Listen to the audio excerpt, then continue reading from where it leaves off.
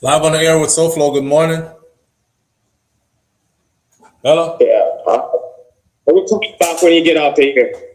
Oh, you're trying to call me to talk off the air? Yes, set media. Ah, bro. Okay. All right. I'll look out for your call. Okay. All right. Shout out to the people going out to work this morning. Shout out to the people coming in from work this morning. Extra special big up shout out to the people who work multiple jobs. I have the utmost respect for you. Shout out to my entrepreneurs, my stay-at-home moms and pops, my retirees. Shout out to the drivers. Shout out to the Uber driver, Lyft driver, truck driver, taxi driver, food delivery drivers, round town and long distance truck drivers. Shout out to the crossing guards, the school teachers, law enforcement personnel, medical field personnel, military personnel. Whatever your job description is, shout out to you. Shout out to every single clean-hearted, good-hearted person who wants good for others as much as you want good for yourself. Here we are on the 2nd of July, 2026, and we're happy to be here. All right. This morning is Thursday. It is one day away from the weekend. Today is also Kai's birthday. So my little man turns 8 years old today. Kai, come say hi. Yeah, I was pushing in that camera anyway. Say Papa then. Huh? Kai has one front tooth missing. That's what happens when you're that age. Your teeth them fall out and then grow back and them sitting there. Right, so I have one front tooth missing, and these things he's going through is growing stages. Right, Papa? Yeah. But tell him, say you're tall and handsome, same way, not true? Yes. Yeah. All right. See, look at the screen. Saying happy birthday, Kai. Enjoy your day, says Nisha. I should have put it up on the screen over here. I could actually put their comments up on the screen. Like, just put a random one up, see? And I could switch them out. You tired? Did you stay up late last night? Baby, stay up late last night? Yes. You did? Yeah. All right. They're filling up the screen with happy birthdays for you. So tell the people them thank you. Thank you. All right. I'm going to put up my cash app and collect a little something on your behalf. All right? All right. Whatever I get, I'm going to give to you. Okay. Okay? All right, if it's $5, don't be mad. If it's $10, don't be mad. It's a lot of money for you anyways. All right? Yeah. But don't tell them say you done got your gifts already. You just haven't opened them yet because you can't. So you got to wait. Mm-hmm. And we got some things planned for you today as well, right? Mm-hmm. All right. All right. Wave bye to the people. Let me get this live started. All right. I love you. All right. All right. Big up on yourself and thank you. Whole heap of happy birthdays. I appreciate y'all greatly for all of this. Kai obviously can read and he sees all the comments and he feels good, right? All right.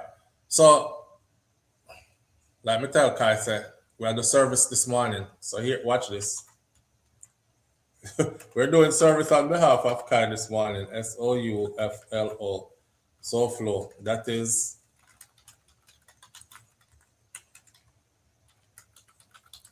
Tops and Roses. Come when them say Tops and Roses pan again, TikTok, Tops and Roses. My side, people, my side. I still didn't get used to the TikTok something yet. We can't do it.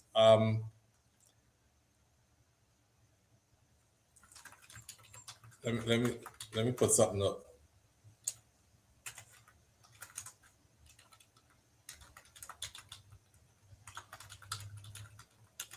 Kai Simon want to go out to dinner today, and he has chosen his restaurant to go out to dinner today. So we already have that plan. We're going to go out to his dinner today. His mom is very proactive when it comes to these type of things. So she makes sure she have one bag of gifts already here for him. Everything is in one place. He just can't open anything yet. And then we have this thing in our family that's traditional for everybody. When it's your birthday, a cake get cut. So everybody gathers and the cake get cut. It don't have to be no big party or nothing.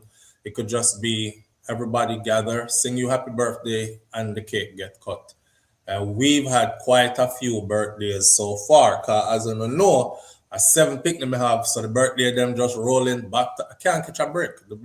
And for anybody out there who's thinking, I want to have a lot of children or I want to get a lot of children, if you plan on raising them, and you plan, me just get some advice real quick. If you plan on raising them and you plan on being around, let me tell you, man, I don't get no break. I can't catch a break. Every time I feel like say, okay, you know what, I'm gonna put with a like a $500 here. Oh, Dad, tomorrow is so and so birthday, and it's tattooed on me, and I still be forgetting. And then right after that is the next one birthday, and then right after that is some Mother's Day or something, and then wifey birthday, and then baby birthday, and then daughter birthday, and then this a day, and then that the day there. So all these commercialized holidays plus all these birthdays and whatever else, it just work out that way. But I'm not complaining. It's all good. These kids will be grown and gone soon. Time is flying, obviously. Look at Kai. Kai was just born the other day. Kai turns 8 years old today. It's been 8 years already. That quick. You don't even feel like it. You know, Malani just turned 6 already, just like that. So we're gonna make them enjoy themselves while we can. Cause you know, so them soon don't even want to be around us. They're gonna be busy out in the world doing their own thing, having things going. Like my grandmother used to tell me when I was leaving Jamaica, I said, Grandma, I'm going to write you every day. Then time they are back in the idea, we write letter, right? When I have social media and something, we write letter. I said, Grandma, I'm going to write you every day. My grandmother started crying. She said, no, baby. You're not going to write me every day. You're going to get big. You're going to go on with your life. You're even probably going to meet woman. And that time I'm little and know about no meet woman. She's like, you're probably even going to meet woman and make babies of your own and raise children and have your own family. You're going to get busy and you're going to forget to write grandma. You know them say young bud no storm? Yeah, me did at a young bud, me never know storm. So in my little mind, I thought my grandmother would always be there and I would always be able to write her letters and the world would never change because it would be just letters you have to mail. I never know say letter would I get phased out. People not write letter again. I never know say, you know, texting and these apps you go on and all, the world has changed. Grandma passed on, but she was right because my life did get busy and I did get grown and I did get children of my own and I did start family of my own and did all the things she said in that one little phrase what she said was going to happen. It did happen. It came to pass. You know what I mean? Yeah. So them picnickers soon get big and gone on them own. You know, all we concerned about is making sure that their childhood is something that they cherish, that they remember when they get older and remember it fondly. Some people can't go back to their childhood memories because it's pure trauma. I want to make sure say that is not the case for these children. Yeah? All right. Karen notice, big up yourself. Karen says, yes, my son got 4 and he's always saying he doesn't get a break. And I was with him for a few days and he really doesn't get a break. I'm telling you, as soon as I sit down, I get one of them call me, Dad, send me some money for gas. Dad, could you send me some money so we could go fishing? Dad, could you do this? Dad, could you do that? And if it's not one boy picnic, a next boy picnic, or next boy picnic, or my daughter, or so I got my daughter set up on my older daughter set up on a payment plan. Honestly, every month she get one piece of money every month. And I told her, you're going to be able to, because she's getting older now. She's 12. She just turned 12. I said, from this money right here, don't ask me for no more money for the rest of the month until this same time next month when you get your next piece of money. And what that's going to do, it's going to teach you how to budget. So you will see things that you like and you're not going to be able to get them because you don't have enough money to get it, or it's too expensive. It will take too much of the money you have already. You're going to have to learn these things. So I have to try to teach them along the way also. You know, you can't just say, give them money. And them kind of sitting there. They will always expect that this is how it's always going to be. I also told them this is not how it's always going to be.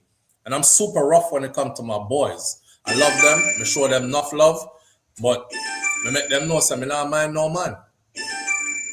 Live on the air with SouFLo. Good morning. Morning, SouFLo. What going, family? Happy birthday, Kai. Kai, you hear Maria say happy birthday? Hear me. He can't hear you, man. Speak loud in there. My children still treat me like an ATM machine and they're grown and live on their own. Yeah, I'm expecting that now. I didn't know it was going to be that, but it is. My son them don't do it so much as like my Your daughter. daughter. And because of the grandbaby, that's my soft spot. Mm-hmm. So anytime she asks me, just give. You just give. Even when me hardly have it to give. Yeah.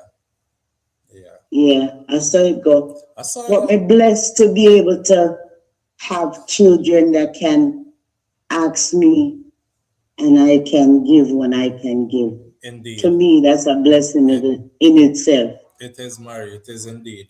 You know? Yeah. We're not complaining. No, you said it's everything, anything goes this Today morning. is Before you Thursday. get started. Yeah, for the audience, anything goes today. There is no time limit on anybody that calls in. So I don't want to know, I rush nobody.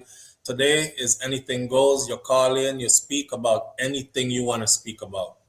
All right, Murray, go ahead. Okay, sometimes you do recap on certain stories. Mm-hmm. And yesterday I was thinking about Rising King Mm-hmm. and the story with the content creator who got caught up in the shooting with the American got shot in his arm. Mm-hmm. So those two stories, I'm wondering if you have any updates on those two. Yeah, well, okay, so I could reach out to one of them. I could reach out to. I'm not gonna act like I could reach out to the other one because I've never done it. But one of them you can reach out to because I've spoken to him behind the scenes before, and he's not allowed to talk about anything, and they haven't released anything in the press, so there's nothing there until things start happening again. So you're talking about the Jeffrey. content creator. Yeah, I'm talking about Jeffrey. Okay. The host of his own podcast. So Right. there's nothing going on with that as far. He can't speak much about anything, and Okay. there's nothing being released. Now, Riding King, that's another story. Riding King, there is some updated information about his case. You know, Sam did have a case here in the US. Yes. I've been following Rising King from the first time when they get shot. Okay. Yeah, so there are. And then the last thing I heard about What you him know? What you was- know about it? Let me pick your brain a little bit. You know why him get shot? Yes, there was some. It didn't have nothing to do with music. They said it was some Pac-Man gang thing, retaliation. The first shooting. Then he leave and come to United States because of his medical condition, because he wanted to get better medical care. Yeah, therapy. And then he got caught up in another situation where he was caught in a vehicle that had weapons. Yeah. And ICE got a hold of him. Right. And that was the last I heard of him. Okay. So there is more to it that you don't know than if that's the last you've heard of it. Okay. The attorney that was representing him, the attorney said that this should have been taken care of a long time ago. Like he thought that the case would have been over by now. I did hear You know- that. you That know his about that attorney part. got off the case because it was dragging Because on. it was dragging on, and he said it should have been taken care of by now. And he thought that Riding King was in a safe space because somebody else already admitted that the weapon was theirs. And I don't think it was an illegal gun either. They drove from Florida up to New York, and you know, so in Florida here, Right. most people don't get carry. And now we Right. have where we can actually open carry, and we don't have any requirements But you to can't conceal cross carry. over state lines. But that's why I use this platform to tell, especially my Florida people, them say, get your license anyways. But especially if you're somebody who go up on the road, like you travel out of your state, even though in the state it's you no longer need papers to conceal carry, please get your license anyways, because once you cross them state line there, that gun becomes an illegal gun, and you better have some kind of proof for sure. Say, you know what, it's registered in my state at least. Because if them catch you in another state with it, they don't. Well, when traveling, if you don't have a license, but you are the owner of that weapon, you can report it to the airport and they will instruct you how to transport it from one state to the next. Yeah, I'm talking about the people who be driving though. Oh, Because okay. most of us be driving. Most of us not jump on plane. We jump on I-95 and get up out of here. Okay. Yeah. And that's where Well, most that's a people whole different thing. and that's where most people get in trouble at. And that's where Roger King get in Exactly. trouble at. You see connection? That's why I was saying that. 'Cause that's how he Exactly. got in So trouble. if you have any more information on that, I will. I would like for you to cover that. I'm gonna go back in that chat All right, Murray. Big up yourself. later. All right. All right. That's Murray's message 411 TV. That's my fellow content creator sister. She is in the chat as a member of our family. If you see her in the chat. Matter of fact, anybody whose name is in green should already be subscribed to Murray's channel. If you're not subscribed, then something wrong with you. You don't have to go over there and patronize her content on a regular basis if it's not your taste or whatever. But just for support sake, just hit the subscribe button. You know what I'm saying? And then for those of you watching from the outside, you can see her in here. Is Marie's Message 411 TV. Look her up on YouTube. She got her own thing going on as well. And be there and support. We keep it in the family.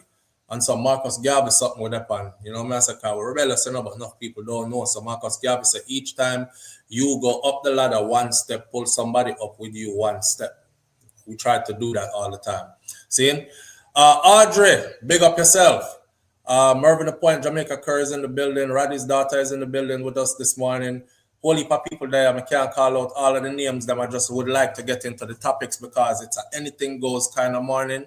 And although I want to stay on here long, and I am going to stay on here a good little time, I don't want it to be so extended that we end up all a midday because it is Kai's birthday and we got some stuff to do to get going, right? All right.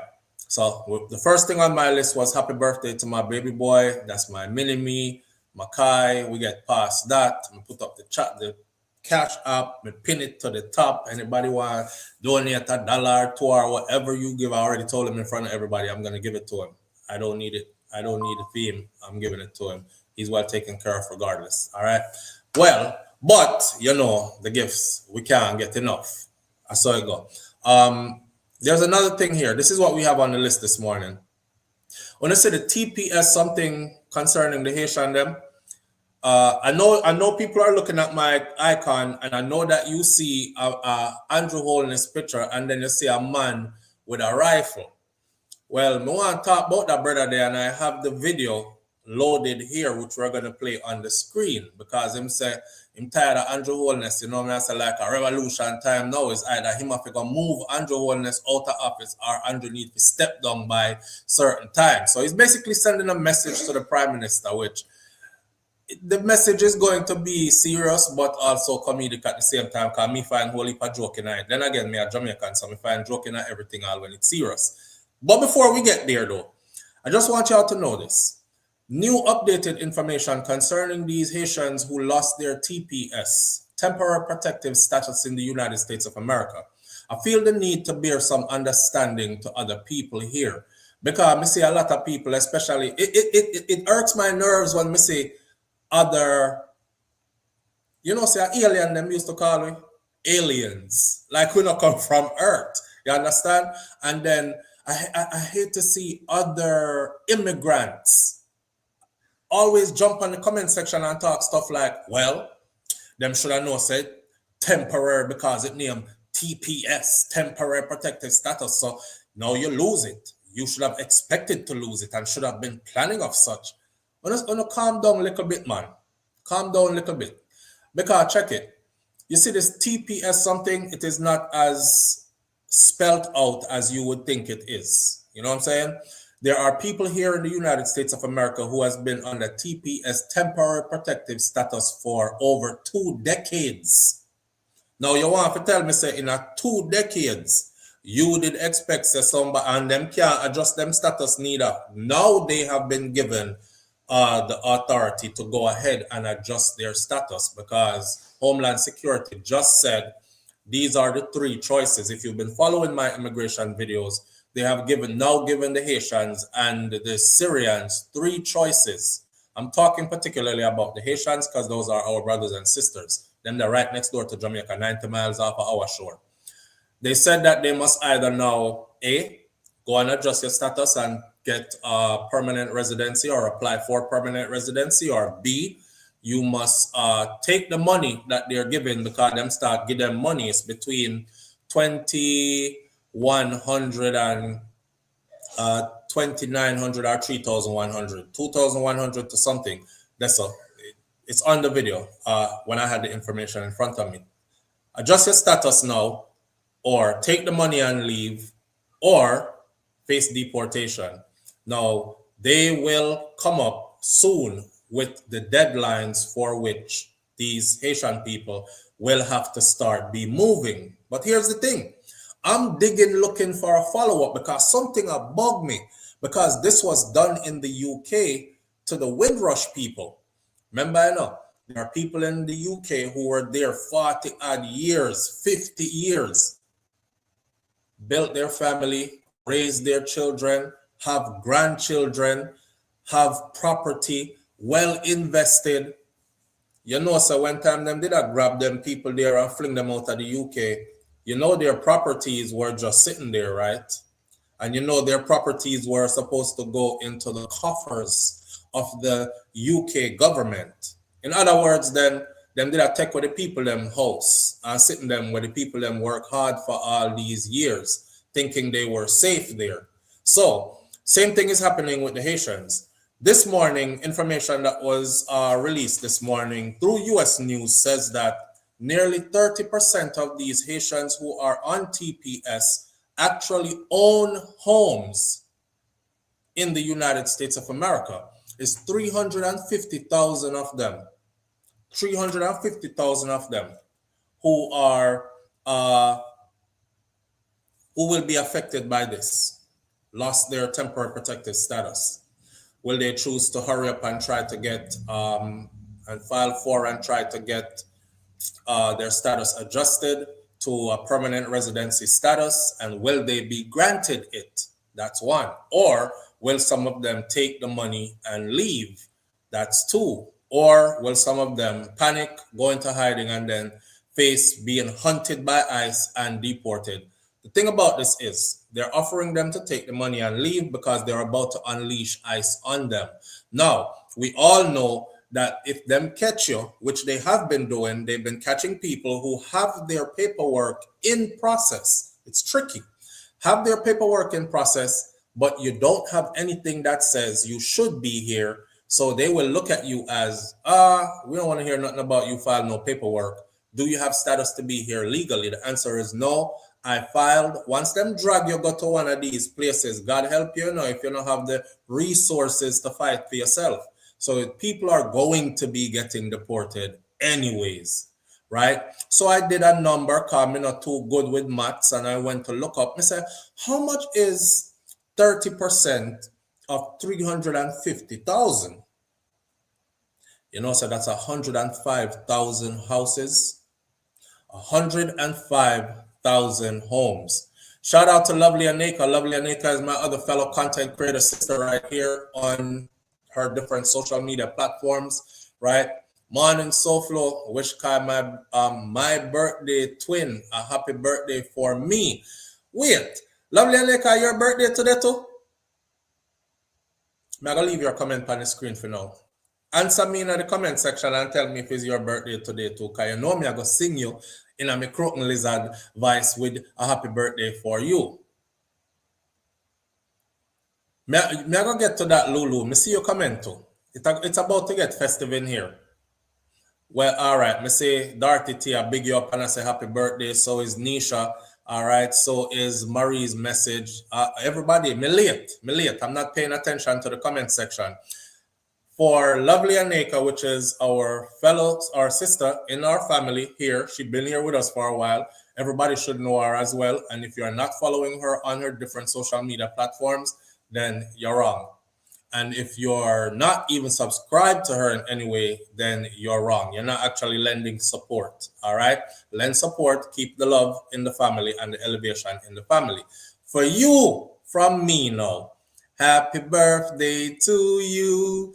Happy birthday to you. Happy birthday, dear Lovely Aneka. Happy birthday to you. And of course, we have to get the other one, which is the Busy Signal one. Big up Busy Signal. See? Happy birthday, y'all, my friend. One more year pandem. One whole of vibes. Give thanks for life. Next year we're doing it again. Yeah, yeah, yeah. Happy birthday, yeah, my friend. One more year pandem. One whole of vibes. Give thanks for life. Next year you're doing it again. Next year you're doing it again. And the next year and the next year and the next year. Whole heap of years to come. We wish you nothing but happy, healthy birthday today and fellow more birthdays to come. Like me tell everybody else, I'm going to tell you too. Guard your health. Protect your health. That means mental health, physical health. Because once you have that, everything else will fall into place, all right? Big up yourself, lovely Aneka. Appreciate you greatly and thank you for being a part of this family and thank you for all that you do, all right? Manners and respect every time. Where you say, Marvin? Oh, Eba Hail up S Diva. Me did see Lulu put a comment in here that I wanted to address. So I'm going to search back for it right now and put it on the screen. Because Lulu does have a point. However, along the lines of what me I talk about in the morning, yeah. She said, but SouFLo, and I lie, TPS is just that. You know how many people have expired green cards? People take everything slight, and we all have to be intentional with our responsibilities. That is true. But you have to understand trauma and you have to understand limitations and hurdles and all these things. Like, for instance, the people them who did under TPS, temporary protective status, they were not able to adjust their status all along, Lulu. So when you, and a lot of people are of the assumption that they were. So when you hear them saying 350,000 stand to be deported sometime soon unless XYZ, and the people them look like them lazy, or them did just ignore them status, or them did just come foreign and get comfortable. When the truth of the matter was, them weren't allowed to. They weren't allowed to. Because I'm sure if they were allowed to, they would have done that from the very beginning. You know what I'm saying? So they weren't allowed to. So we have to look at all these obstacles that were put in the way as well, and then lend some grace to the people them. But what we really want to talk about though is them house. 105,000 houses. A lot of them are in the state of Florida. I'm gonna look up some of the property them in places like Haiti and stuff. I actually took a picture of one of the houses is on the icon this morning for this video. These are nice houses. I said nice houses because you have some people out here who still think of our Haitian people like how people taught you to think of them. You know, like those of us who grew up in the 80s and we used to sit on TV, fly on the picnic them face of Ethiopia and them belly big and them body maga, and we used to think so the whole of Africa stay. Live on the air with SouFLo, good morning. Live on the air with SouFLo, good morning. Hello? Something not going with the phone. I don't know what that is. Let's see who else calling and if it works different. If it don't work different, then on my phone. But whoever called in before got through, so I don't think it's me. Yeah, so what may I say is 105,000 houses. If these people aren't able to stay here, those houses are going to end up with the government, as in free property. I think free property that they will probably just recycle back into the market, sell at lower rates, use them for rental property. They'll go back to the banks that actually own them if the mortgages aren't paid off. And all the people, them equity that them have built up in them house and everything like that will be gone. You know, say for instance, you have a house that's $400,000 and you already paid $200,000 into it. Live on the air with SouFLo, good morning. SouFLo, blessings, my brother. Manners and respect, King. What go on? Boy, I'm there, actually, I'm there on the ground. Yeah. So here me thing now. Me give me email address. And I tell Mini Bob say, just send me him number. See. By my email. We see if we can put Mini Bob on the road, you know? Yeah. So my email is Marvin01. Marvin01. .kerr @gmail.com. gmail.com. Yeah, tell Minibob just send us to WhatsApp digit and we figure out how we got there and put one idea then. All right. Especially when I'm coming at town. All right. I save this for myself, Tucker. Anyhow, I reach the sign you up on the ground to it's gonna be a joyous thing. Cause we have to link up, bro. See? Yes, my brother. All right. All right, blessings. Stay in touch, Yes, I hear up everybody in the chat. Manners are Don't your hat, but guess what? A part of the product. Jamaica is a brand. See it there. Blessings again. Manners. Bye. All right. I like that. Minibob, if you're out there and you're listening, I don't know if Minibob on this morning. For those of you who were here last time we spoke to Minibob, Minibob is somebody who has physical disabilities, but Minibob is a part of our chat, and Minibob is having some issues with who he wants to be with. He's looking for a partner, but he's not looking for no fly-by-night, pay for crutches, something. He's looking for something more substantial. He might look for a woman to be in his life, but he's looking for a black woman only. He don't want no other woman. Seeing? And we did a talk about how it's hard for people to get somebody, and him don't want somebody who have physical disabilities, but him have physical disabilities. So that the conversation was surrounding all those things. So Mervin reaching at the place, him up on the ground, and he has now furnished us with his email number to give to Minibob, so Minibob can reach out to him, and them can link up, and him can, I say, move him about the place and do some things for him and make him see what going around our part of the globe. Yeah. Mervin is like big brother. Big up yourself, Mervin. We appreciate you greatly, bro. The people them better go get a home equity loan real fast. Now, hear the wickedness. A lot of people don't know that these people were paying taxes, and they said they paid, I believe it was $3.1 billion worth of taxes in a 1 year time.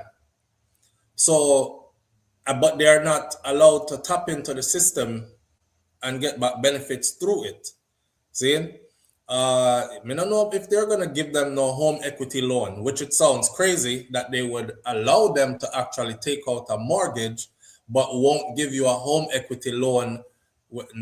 That's a good one right there. Max out a home equity loan and say, me a garbage yard, bye.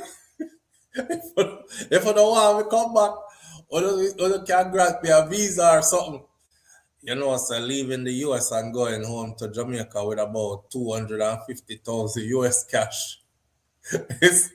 Why not try to come back right so?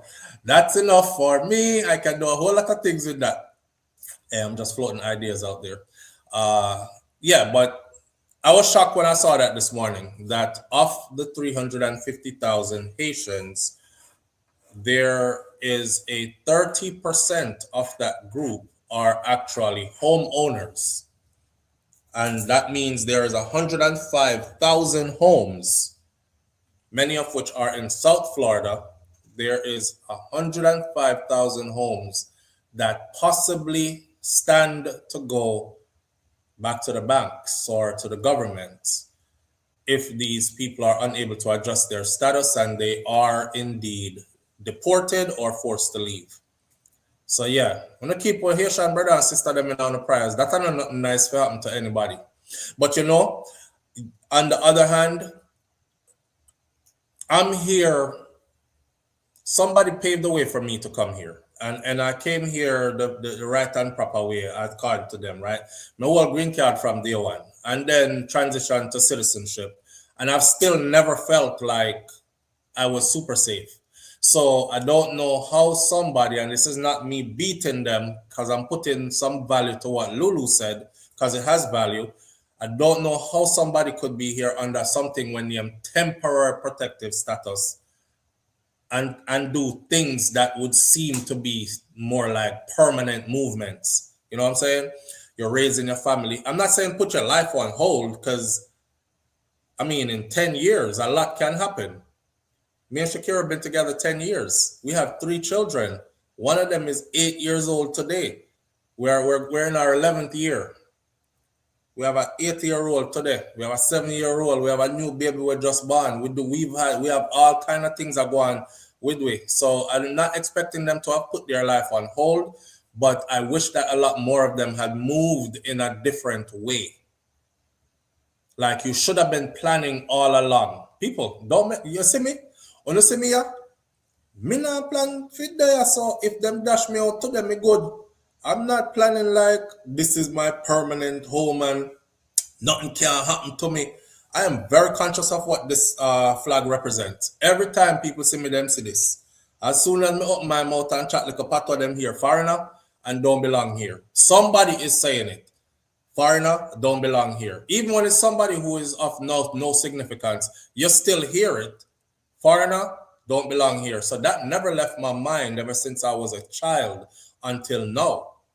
You know, knock on wood, I ain't never been thrown out and I'm still not in a position where I feel threatened, but anything can happen any day. And that is what I encourage everybody who, if you weren't born here, I've been saying this for years on this channel. If you were not born here, if this is not your birthland, don't stay here and get comfortable, because governments change, leadership change, policies change. Next thing them amend this year and amend that, and you find yourself out a door looking in. You know what I mean? And crying. What am I going to do? I've been here my whole life. I'm so invested. My money, my house, my this. Go to your yard. Go to your yard. Go make sure so you're okay on both sides. That way, if it ever come down to that, you can be like us. Like, well, you know, it is what it is.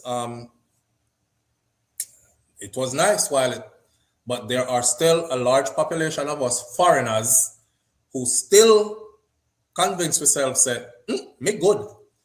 Long as me not commit no crime, me good. And that's a lie. We used to be able to think that, and it used to be true. So we used to tell everybody, say, stay clear of crime. As long as you not commit no crime and no mix up in nobody nothing, you're good. Only not see what go on now. Whole heap of people never commit no crime and never mix up in nothing. And see it there, them one foot out the door already, and somebody pushing them to put the next foot out the door. And it could easily be us. Easily be us. Roddy's daughter said they expected the TPS to be upgraded for them to access a permanent residency. U.S. immigration policies are a mess. Remember that each presidency promised improving the policies. Yeah, where they would have given them a pathway to citizenship. But the thing about that is, once you come in under the TPS, which is temporary protective status, your status is sealed as temporary protective status until you are given further notice, say, okay, you can now apply for. So if they don't change those policies, Roddy's daughter, them stuck at TPS. And that's what's been happening to them. PG said 5 more years and I'm out. And PG, me know say you've been making moves like, you know, positioning yourself to where it's like that. 5 more and you out. I got some more schooling to do. You know, like tell out all of your plans and everything, but I think I could be public with something. So I got some more schooling to do, and it goes along the lines of what I actually plan to do when I get to Jamaica. But yeah, me not homeless. Me not make myself feel like me homeless, and I don't fool myself either into thinking other people's place is my permanent home. Cause me know me not come from here. I know I'm a Jamaican. I've always been a Jamaican. I was born there. They're not going to ever treat me like anything else. Somehow we're delusional though. We think so because we change the accent and we start to speak like they do. Some people over England, they take up one thick English accent. Oi, mate, you know what I mean? I'm British. Until them fling them out. I've never fooled myself into thinking that. All the years I've been here, I've never felt comfortable to where I'm 100% sure and I'm like, I don't have nothing to worry about. I've never said that. I'm good from day one. So I don't know how some people come with a temporary and thought they were good forever. So yeah, Lulu was right with that. If I came in on a temporary, I would have been planning since day one. By the time them take away my TPS, worse them gonna give me 20 years before them take it away. Me probably would have gone already. I probably would have gone already. Or set myself up in a way where, you know, I have children who are born here. You notice Trump did I try to take away that the other day, because check it, if two people come here on TPS, the two owner, husband and wife, or you're a man that met a woman through your TPS something from your own country, but she have the same status as you. If Trump did take away that the other day, all of their kids who are born here, they would not be valid citizens to be here either. Your mama came here on TPS status. That means she's not a permanent resident or a citizen. Your daddy too. Guess what that means? That means you're a TPS baby, which means now that TPS is taken away from them, you go with them when them go back. That's what that would have meant for a lot of people. So you see, it's all these ins and outs and trickery of how them say them thing and put them thing. Me never feel safe here yet. I one place me know in the world so them can't kick me out of, and it's Jamaica. They can't kick me out of Jamaica. Them can't cuss me. Them can't not like me. People can say what they want, but they can't kick me out. Because that is my soil right, birthright. And Smith says, SouFlo, I was told to go back on the boat when I was going to school in New York, and I made a good life in the US and suffered many prejudice because I was not born there. So I set myself back a yard. Exactly, family. Exactly. And a lot of us came here in the time too when, I guess because some people came here when that stuff was done, you know, people were more welcoming, and you came into an America. For those of you who came later, you came into an America where people wanted to be a Jamaican. You came into America where it was like, oh, you from Bob Marley, Usain Bolt, yeah, and you're like, damn, them love me here. They want us here, you know, especially if you're a Jamaican man, a Jamaican woman, them, everybody want one. Oh, me a Jamaican girl. Not for nothing good. Them want a Jamaican girl, because them say Jamaican girl, them freaky. And if they do all that stuff I be seeing them do on the dance floor and them daggering videos and stuff, damn, they gonna be bad in the bedroom. And then for the Jamaican man, them, you know, the myth that goes with, or the legend says. So everybody want a Jamaican man now and these kind of things. But look, I mean, I want a good time. Enough I will remember when them didn't want us here and we were told almost daily to get the hell out of here. To our faces too. Take your ass back on your banana boat. I gotta laugh about it now. It was so friggin' traumatizing growing up though. You know, right over there in North Miami. I gotta laugh about it now. Take your ass back on your banana boat. One girl tell me, said, take your ass back on your banana boat, nigga. I said, I didn't come here on a banana boat. I came here on a plane. She was like, I don't give a fuck what you came here on. Get your ass back to Haiti. I thought, oh, I'm not a Haitian, I'm Jamaican. I don't give a shit. Y'all the same shit. Get your ass. I'm telling you, we lived through this. You know what I mean? So we never, I guess that plays a part in us never feeling comfortable here. I don't care who in a position of power here. We still had home on our minds regardless. You know what I mean? Yeah. So that's a message. We're watching our Haitian brothers and sisters go through some things. We can learn from what's happening to them. Don't get complacent. Don't lose yourself. Don't start thinking this is forever for you. Please remember, I know, you see people, he who knoweth and does not do, you shall be beaten with many strides. Because when time the shit hits the fan, it's going to be like, well, you did know that you were a foreigner. Just like how they're saying now, well, you did know that it was TPS, and you know what the T means, right? You know? Live on the air with SouFlo, good morning. Hey, morning, SouFlo. It's Reddy's daughter. Reddy's daughter, what go on, family? Not much for there. Talk to her. So I just wanted to make a point.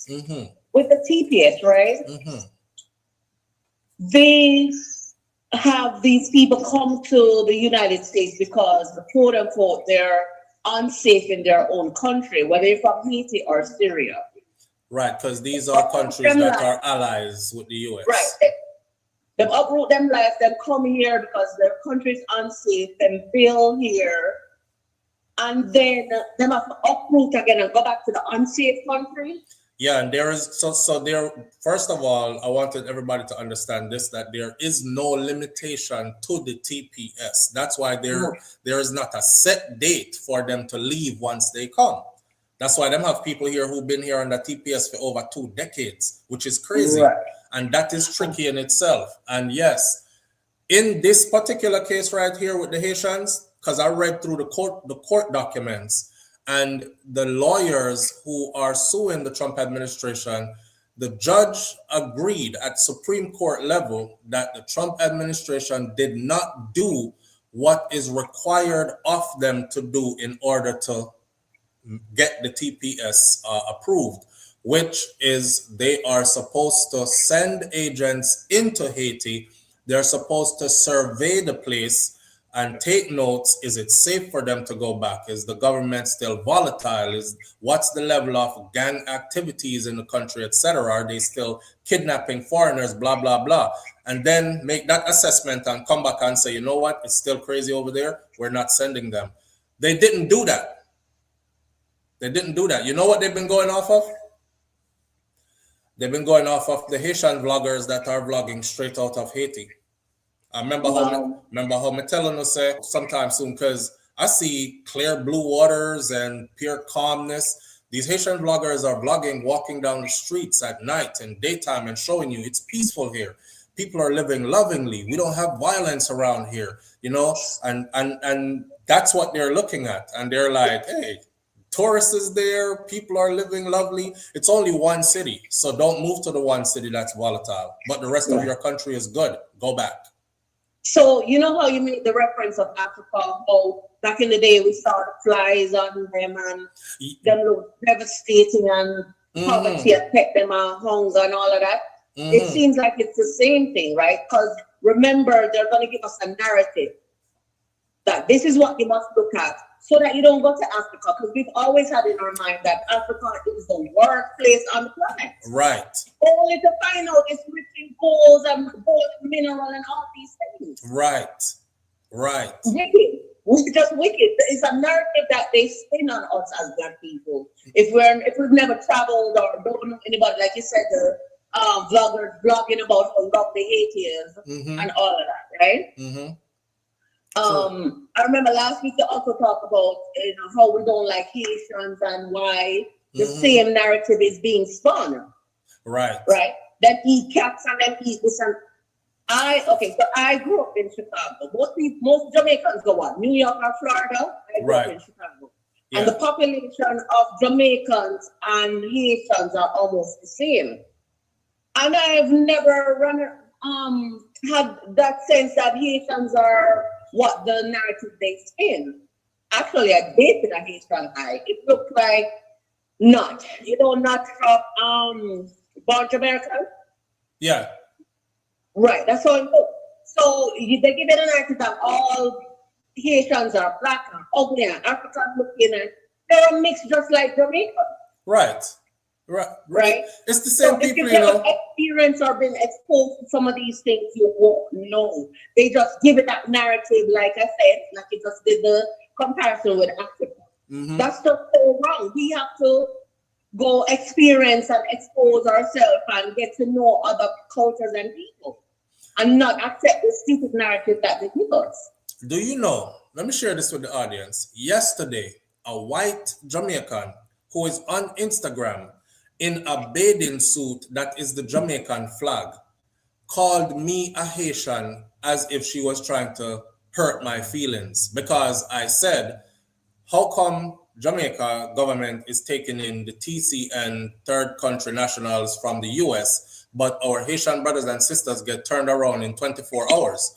Here she, SouFLoTV, you are real Haitian. That's why you advocate so hard for them. Why you don't take them in your house. So when I went through her profile before I answered, she well cock up body, you know, and outfit to the bathing suit with the Jamaican flag, but it was a white woman. So before me answer, me just look and I say, you know what? I'm not even going to answer her, because if I start to answer, it's going to be all kinds of stuff said. all kind of stuff said. But that's for sure. You. She thought she was disrespecting or she was being like she had made me feel bad then. Definitely. We're the same people. Yep. Minus she. Right. And then another narrative I wanted to touch on is how, you say when we come to the United States in the earlier days. Well, I wasn't here until like the late 80s, early 90s in the United States. Mm-hmm. And it's the same thing I got. Go back to Jamaica, look come to teach them job. And my cousins got it worse because they go back to the banana boat. No, so you came here when I came here. If that's when you came here, if that's when you came here, you came when I came here. So yeah, we got that. We got that. But if they came earlier than us, then I'm thinking they probably got it even worse too. Yes. Yeah. Because they weren't exposed or known like what Jamaica was really like. They saw that Jamaicans dressed differently and they would get teased. Remember the girl who was in the Navy and she left the Navy when I left the Army, and we met up in school at Kaiser University here. And semester was getting ready to over. And I buy my ticket to go Jamaica already. So here me in a class now. I say I can't wait for this weekend because my flight leaves at XYZ time and I'm just drive to the airport and I'm out of here. I'll be in Jamaica in no time. Here she know. You going to Jamaica? Y'all got houses there? Yeah. I said, and this was in what, 2015. I said, come on now. We got social media and you're always on social media. So I'm sure you can look up if Jamaica got houses. She was like, no, I'm not trying to be funny or disrespectful. I just thought that in Jamaica, y'all like live in huts and you paint them like red, gold, and green. She had tried before. I don't know if she had tried before. And she was like, I thought y'all had like donkeys and stuff for transportation and you sell coconuts and whatever. I saw she had said in front of a whole heap of people doing on the whole class are laughing up.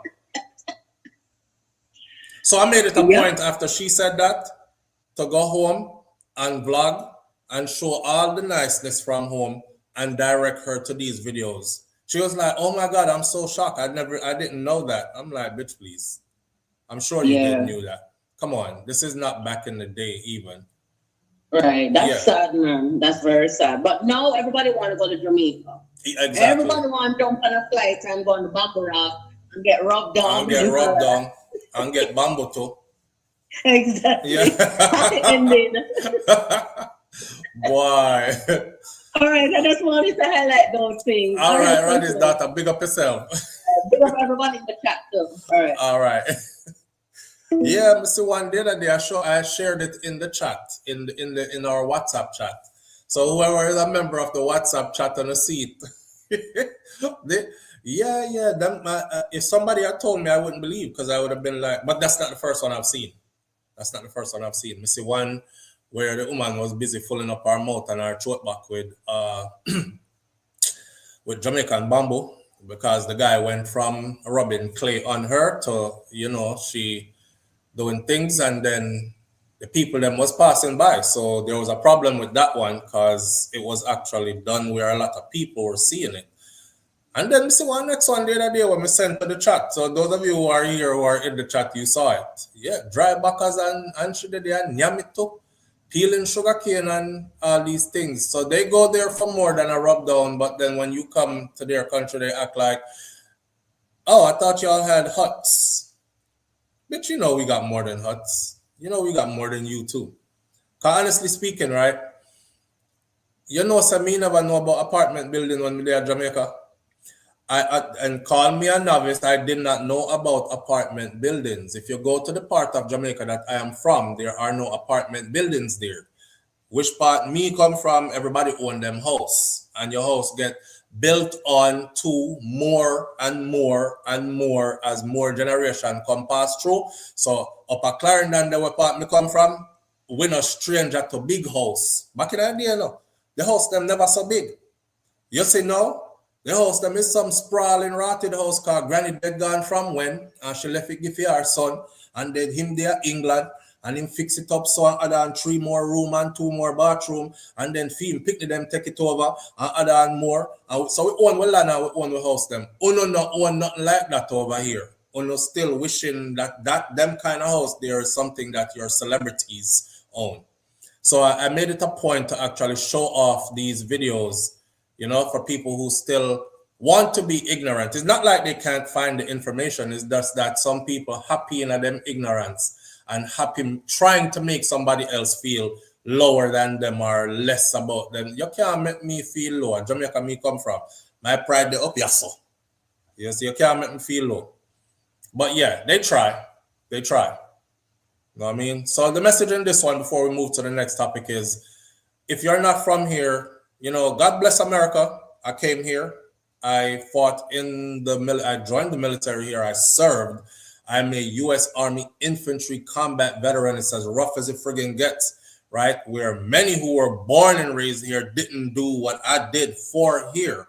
And at the same time, I still never felt like I'm safe here. So that's to give you an idea when I say make sure that you are aligned with your true roots and culture. Go back home, go see your people, them. Start some conversation with some people where you haven't talked to in a long time. I promise you, they will talk to you. You know, all them are going to do is say, I just see that and that, Lord God, from when we don't hear from you, how you? And start go around them on a regular basis and don't be afraid to share the little what you have and these kind of things. And watch and see how life look way better on the other side or way different. Or how you gain a peace of mind knowing that if shit hits the fan, you have choices. Some people don't have no choice. Live on the air with SouFLo. Good morning. Yes, SouFLo. Yeah, family. You know, me noticed Mm-hmm. the people then will come to America from other countries. Mm-hmm. They learn so much about American culture before they even come here. Mm-hmm. But the people who are living here, who are even born here, Mm-hmm. they don't even educate themselves on their own culture. And they don't know about other cultures outside of the United States. A lot of them. Because they don't even travel. Yeah, a lot of them. A lot of And them. that's where the problem comes in. A lot of them. When I came here in the 80s, in Cleveland, Ohio, hardly anybody knew who a Jamaican was or what a Jamaican was. This was early 1983. Right. And the children in school, the only thing they understood about an island is Jungle Book. You remember Right. Jungle Book? Yeah. So when we come and say, remember when them they were saying, come, Mr. Tallyman, tally me banana. Tally me banana. Yeah. Yo, I had a love-hate relationship Before with them start singing Bob Marley every time they find out say you're Jamaica. That was the song that they used to sing before them sing the Bob Same Marley thing in song. Florida, yeah. That's why them used to say go back on your banana boat because of that damn song. Come, Mr. Tallyman, tally me banana. And if you and when I was in school at that time, in America, I was very rebellious in school because what I was being taught in Jamaica in school is totally different than what I was being taught here in America. Saying. They don't teach like in social study back in those times. They don't educate the students about other countries around the world. They might name the country. Right. But they don't talk about the culture of those people and all those things. Right. True. The history class was more focused on America and American history. They wasn't teaching about other history of other countries and other cultures. But even their American history, they weren't teaching you the true history or the whole Exactly. history. Even then. Yeah. Exactly. Yeah. So. But then the 90s came. And it was an influx of Jamaicans that was coming into the United States, Right. into Ohio, into Cleveland. And the party scene, the dance hall, that's how a lot of people started understanding more and more of Jamaican. Yes, and this was when we started having the Shabarangs and the Heavy D's Yes. and these kind of people, right? And the Super Yes. Cat and yeah, that's why we didn't. And they look were up to our able to come into entertainers the so country much. and do concerts and stuff. Right. True. So these children weren't being educated about Haitians, Jamaicans, or any other culture. And you know, when dancehall started here, like started getting big here, that's when now when they saw you and you said you're a Jamaican, they used to be like, bo. Right. And So they always want me to say the Jamaican cuss words. You went from They want me to Taliban teach them banana. how to cuss in Jamaica or Yeah. patois. Yeah. And I used to get irritated because they would say, speak Jamaican to me. And I would say, it's not Jamaican, it's patois. Yeah. It's just like you said, speak English, Mm-hmm. it's speak patois, not speak Jamaican. They used to say but. And they want to learn all the bad words. Oh man. And then they know a little bit about Bob Marley, so they would sing the Bob Marley song then. Mm. Just to let you know that they know something about Jamaica. It's no different than we being brainwashed about Asian people that they say they eat dogs. I was more brainwashed about. Or they eat horses. No, them name it for real. I don't brainwash that. That's facts. And they show you that that's facts. I'm actually we were. I say that to say every culture has this stigma attached to it, and we do it against each other, like Agreed. from one culture to the next. Agreed. But them name it for real, Mary. It wasn't. That was stereotyping. Them catch a Chinese man and eat a donkey down in Jamaica there. Them name it for real, and they videotape the whole thing. But guess what? When me come up foreign in 1983, I tell the people them say, me eat curry goat. Yeah. Them look at me and say, oh, that's nasty. You eat goat? Yep. So when I hear people say, oh, they eat dogs for real, like, it's like, okay, I wasn't raised like that to eat that. But I had to compare it to when I was describing me eating goat to the American children, them, and they was having the same reaction. Yeah. You get where I'm going with it? I get it. Okay. All right. Me juice, my mango, and I go back in the chat, go drink my mango juice. All right. Big up yourself. Yeah. Why that sound good? Yo, I was leaving that comment on the screen for a while, but them tell her about she needs to go back, speak English or go back to Africa, because I remember being called an African booty scratcher. That's I saw one girl called me one day at school. She was like, "You African booty scratcher." I'm like, what the? Why am I get called Haitian? I get called African. But here what? At the end of the day, right? When you realize now, you know why they were able to call us all that? Because we look alike. That's it. We couldn't be separated from those people, because if they stripped everybody and put, now I'll be fair. The Haitians used to have a certain way of dressing. Jesus Christ. The Haitians used to have a certain way of dressing, right?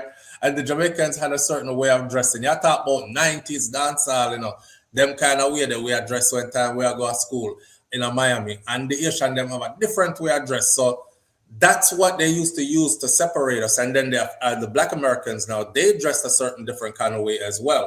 You know, they were like hip hop of that era dressing. So everybody had their kind of way. The Haitian them zouk, Jamaican them dancehall, and the Americans them is rap hip hop. Everybody have their different influence to the way they dress, and that's how you were able to tell them apart. But we soon started blending into each other, and we started dressing like each other.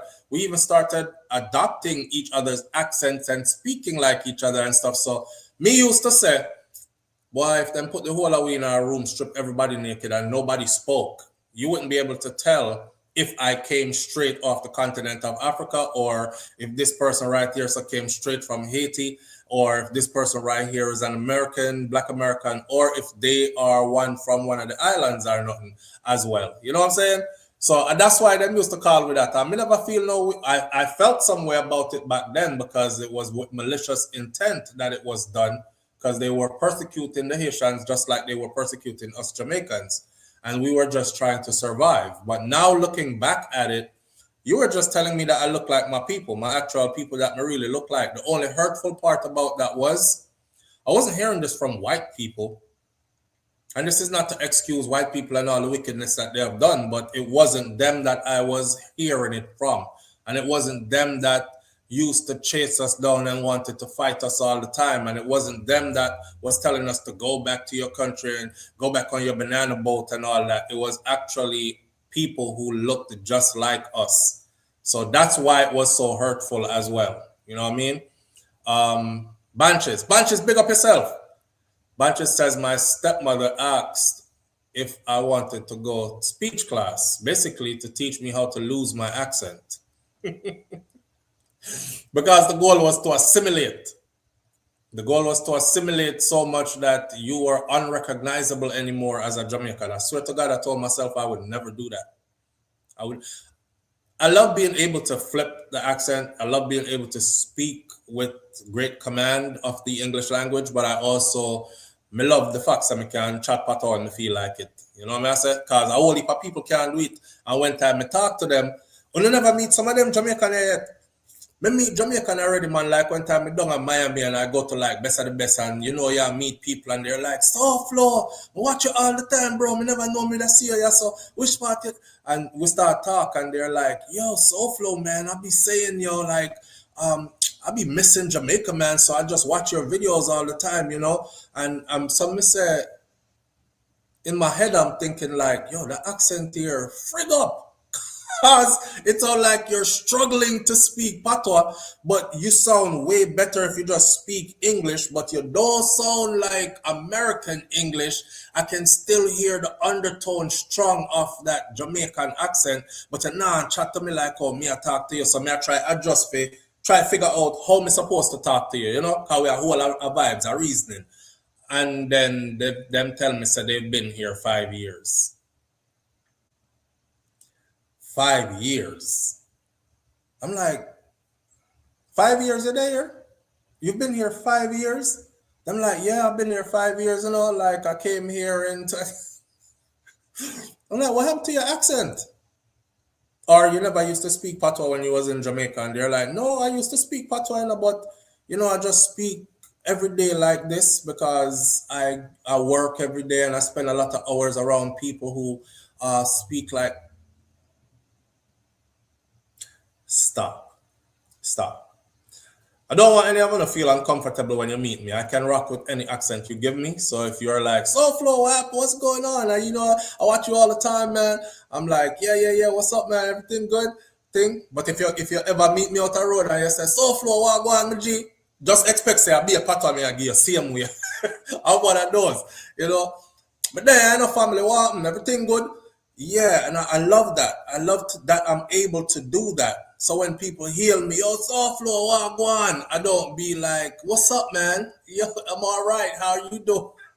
You're flexible with it. Oh man, I'm not trying to like. I seen one politician said yesterday, assimilate or leave. And you people come here and you people don't want to assimilate and you people this and you people that. I'm like, this bitch is racist as hell. She was addressing the Haitians and telling them our country is better than yours. I don't know if y'all saw the speech. I forgot what her name is. And she's like, yeah, our country is better than yours. You are right. And that's because we put our own equity into it, sweat and tears and hard work. Go back to your country. We don't want you here. And you people, you won't even assimilate when you get here. See, to me, assimilate means pretend like I'm them and forget who I actually am. Live on the air with SouFLo. Good morning. Hi, Grand Rising. Grand Rising. How are you, family? SouFLo? I'm good. How you doing? First time on your live. First time calling in? Yes, it is. All right, we have a first time caller here. I've been here from 73. Okay. And I was 8 years old when I came here. So you know I'm old, right? You've been here from 73. You've been here before I was born. Okay. All right, what was going on then? And it was the same thing. They used to tell us to go back on the banana boat. Mm-hmm. But it wasn't as bad. And I came up in New Jersey, in East Orange, New Jersey. Mm-hmm. You know, and some of my best friends are still American, 2 American girls from back then. And they're Americans, you know. Are they Black Americans? African And back Americans? then, the whiteys used to more want to hire the Jamaicans yeah, than the Black Americans back then. especially to work in their homes. Yes, Yeah, yes, especially yes, to work. yes.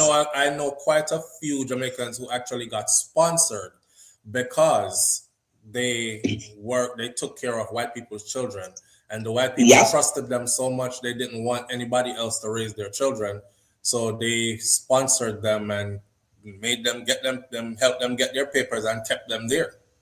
And take them there, And exactly. Yeah. My mom came through on a program, but it was a school program that my mom came through, and within 3 years, Mm-hmm. she took us all. She took all four of us up one time, Mm-hmm. and then she brought my grandmother over from London, Mm-hmm. and my grandmother worked in some Jew white people house from then. And let me tell you something. When she get old and stop work for them still take care of same way. Yeah, my first wife, that is how it was for her as well. Some Jewish people from New Jersey. And she actually raised those people's children because the husband was a businessman that traveled a lot, suit and tie life and thing. And then the wife had her other business going. So it was her, and she had like her own part of the house and everything.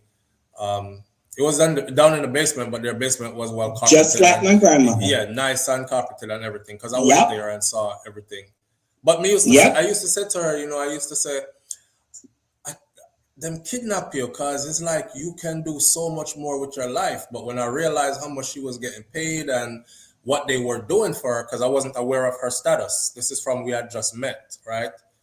And she was like, yeah, they're taking care of everything and blah, blah, blah. And they did. And even after years of her leaving them, they were still very much involved in her life and anything she needed and all this other stuff. Likewise, my grandmother, every Christmas, them usually send her Christmas money, everything. Yeah. Yeah. Yeah. So, I mean, we all know that badness is not in, everybody is not bad and everybody is not good. So everybody have their good people and everybody have their bad people. Not true? Exactly. Yeah. And some people form lasting relationships through these mediums. Like you're talking about your grandmother and them. And I could talk about my first wife, my first children's mom, and the Jewish people from New Jersey as well. As a fact. Yep. Yeah, well, thanks for sharing. What part of the U.S. did you land in when you first got here? Because you said you came. I landed in New Jersey, East Orange, New Jersey, and now I've been living in Florida for 20 years now. Oh, so you became a Floridian eventually, anyways. Yeah. I'm up in the mountains. I'm up in Claremont, the highest peak in Florida. Oh wow, how was that? Yeah. Huh? How was that? Y'all get a bit colder than it's everybody beautiful. else, so. We have hills here and everything. When people come from your side, they're like, "Oh my God, I didn't know that Florida have hills." Yeah. Yeah, I was just about to say that too. I thought Florida was just flat. No. So we have hills here in Florida. You're in the hills of Florida. Wow. Yeah. All right. Well, thank you for sharing. Okay. I appreciate Have a good you. day. Big up yourself. Have a good day. Yes. Bye-bye. All right. Yeah. Friends says, SouFlo, why only Haitian and Jamaican and not from St. Vincent, Barbados, Antigua, St. Lucia? Why Haiti or Jamaica if we black? Well, that's where the conversation went. We started out talking about TPS, temporary protected status, and that brought Haitians into the conversation. Speaking of them, they are a 350,000 population that just lost their TPS, and among them are 150 5,000 homes that they stand to probably lose. So that's how we got there. And then Jamaican, of course, I was speaking of me with this big Jamaican flag on my forehead and the fact that I've never felt safe here 100%. So I've always stayed true to my culture and my birth country. That's how we end up talking about Jamaican and Haitian without, but I always say Caribbean though. So when you hear me say the Caribbean, that's me including, St. Vincent, Barbados, Antigua, Barbuda, Grenada, all of the others, right? That's me including them when I say, because I always say, friends, nobody make it look so, because I always say we are Caribbean people, or one Caribbean, me say. So it's not like I'm leaving out the rest of the Caribbean islands because they definitely go through the same experience that we all went through. When them did not tell me if you go back on my banana boat, I'm sure they were telling anybody from St. Vincent, Barbados, Antigua, and Barbuda if you go back to on them same banana boat as well. Because they didn't take the time to differentiate between any of us. Nobody looked at us and said, I don't like Jamaicans and you look Jamaican. I don't like Jamaicans, but you look like you're from Barbados, so I like you instead. That wasn't going on. We all were getting it. As long as you did look the part or you, whatever the part looked like meant, as long as you did look the part or even sounded the part, you were getting it. You were getting it. So yeah, we all been in one boat. So big up to the whole Caribbean because it's not just our struggle as in a Jamaican thing. I just speak from a first person's perspective because I speak better from my experience. But we all know that it was a experience that we all went through, all the way from the Caribbean. When we reached Assa, especially back then, it was rough. You didn't escape it. You couldn't escape it. You open your mouth to speak and they heard that accent, it was on. Somebody close to you was going to start saying something, Yeah, the speaky spokey stuff, Audrey. And shout out to the Jamaican them who speaky spokey. I'm not trying to say nothing bad about you, so don't take it that way. Because I know somehow you were already speaking spoken from you were in your own country. So you used to round up your mouth and talk like this. And you didn't learn how to properly speak patois, because your parents probably didn't want you to speak patois. They wanted it to sound like you were of the upper echelons of our society. So you see, that I wish part it go wrong for a lot of a lot of you. Oh no, you never catch a patois, so you can't relate. Big up on yourself, same way. Me feel bad for you, but you're still Jamaican. Nobody can take that from you. But I feel good being able to switch. I feel good being able to switch, to completely switch. Yeah. Somehow we can't completely switch. We can just speak English with an accent, and then we can speak English with a Jamaican accent, and then we can speak English the American way, or the British way, or the Canadian way. But we can't completely switch. I love being able to completely switch. Because one time I switch, somebody look at me and say, I be shocking people that I'm around sometimes, especially when I'm going to like the professional environment and I book up like, or me I talk on phone or something, call wife at the house and me I say, babe, what for dinner? Everybody in the therapy room is like, wait, zero in on him. What language is that? Me just call home and ask wife and me I say, what for dinner? And she might have said something like, I don't know, we have food in our fridge still. And I said, I don't want none of that. I want something else. I don't feel nothing in our fridge. They're like, what language is that you speaking? As soon as that phone call end, it's, come here. Where are you from? I'm like, I'm from Jamaica. Oh, I could hear it, but what language was that you were speaking? I was like, it's patois, it's Jamaican patois. And they're like, say something else. Say something. I like it. Say something else. Because them can't understand what me I say. Now, if I was on the phone saying, babe, where we eat for dinner? Or what is for dinner today? Of course, they're not going to understand that, right? They're like, he put on an accent. But I can still understand everything he's saying. I don't want none of that. What? What did you just say? I don't want none of that. I love it. I love it. So, yo, stay close to your culture, man. A whole heap of people are surprised that I've been here the years that I've been here. A lot of people are like, SouFlo, especially when I meet them in Miami, like me, I tell you, and I've said, people have actually said this to me. I mean, asked them how long them there, and people are telling me about 5 years, 6 years, and I'm like, so which part of your accent there? Where's your accent? And they're like, well, through me work all the time, and I work around these people who them only speak one way. So, and you could hear it going in and out, like them really want to go back to it, but them can't, because them lose it completely gone. Something I said I would never make happen to myself. So they're like, SouFlo, how come you there so long and you're able to like hold on to it? Because when you talk it, you sound like say you just come back from yard yesterday, and because it's a conscious effort. I made that conscious effort long ago. Remember me telling you, say, on my passport, my Jamaican passport, me never want to get up, I didn't, is when me turned big smarty and I started running into opportunities that I wanted to take advantage of, and they were like, well, you have to be a citizen to do that. And I'm like, for real? They're like, yeah, you got to be a citizen. You got to have your citizenship. I'm like, shit. No, my mom was telling me that all along. She was like, come on, man, let me get your stuff together for you from minor age. I'm like, no, I don't want him. I want to keep my Jamaican passport because, she honored that. So then when I got older and I met those obstacles, then I was like, oh, okay, I guess I have to then. So, because I was always of the impression, so them I going to take it away. I see people I get deported from a little. I've seen people get their stuff taken away from when I was little. So I always thought it could happen to me, and they could one day make up a reason to do it or whatever. So I never know how to forget it. I always want to keep my Jamaican status, but it came to the point where I had to give it up in order to access certain things. And that's how I ended up doing that. But in the meantime, kept myself close to my culture, as close as possible. Made sure that when I met other Jamaican people, I never speak spokey. I make sure so them chat pata to me and I not go on like so I can't understand it. I just indulge it. Make sure I go home on a regular basis. Make sure I spend time in a Jamaica on a regular basis at that. And that helped a lot. A lot. A lot of y'all will be here 20 years. When last you went to Jamaica? Boy, it's SouFlo, me. I tell you the truth, about 15 years now since.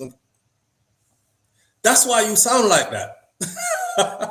Well, that's why you sound so.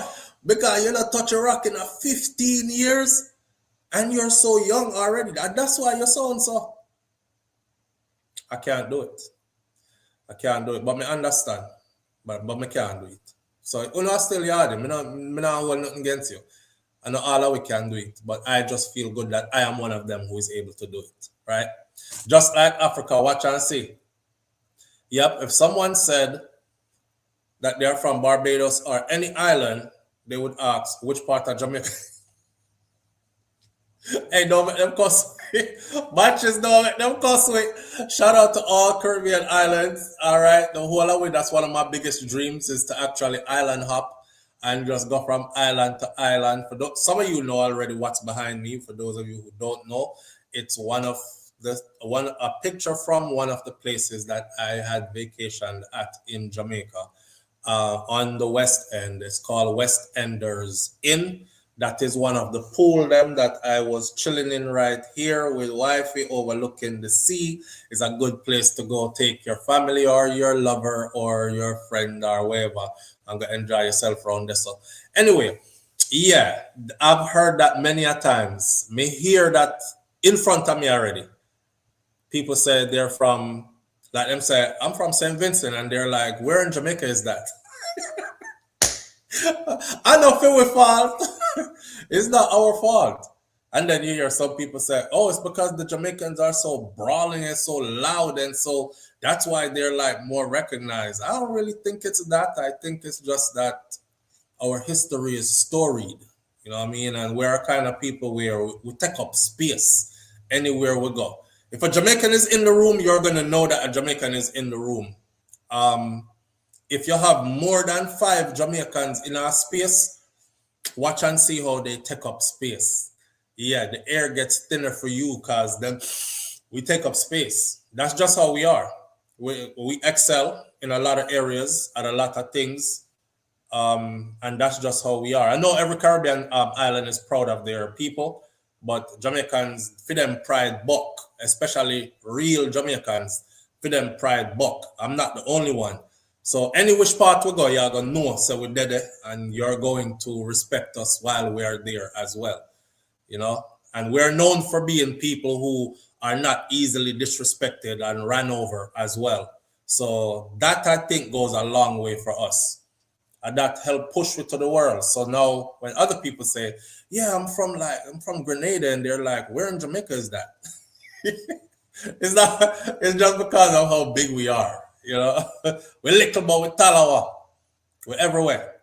You would have swear that Jamaica is a huge island. Jamaica is so small. It's small, you know. But really and truly though, I want to go. Oh, sideline for a little bit. I have my book with all the people, them numbers, and what your contacts and what your business is about that we're supposed to be doing promotions for, because I wanted to create this network of Caribbean, not Jamaican, walk with me. I wanted to create a network of Caribbean businesses, right? Where you are featured on SouFLoTV as we switch gears and grow the channel some more. You know, you have to keep your content new. So this is an idea that we're exploring. And I was supposed to start out going out there this month. Here's what happened. And this is why I'm not too like dealing with people. Because it's always hiccups. But me love you so much because you are me that I go through it and still deal with you anyways. After saying all that, I've had countless people call and send emails and SouFLo, I have a restaurant here, I have a this there, this is my name of my business, whatever. And I'm writing them down and putting them in order.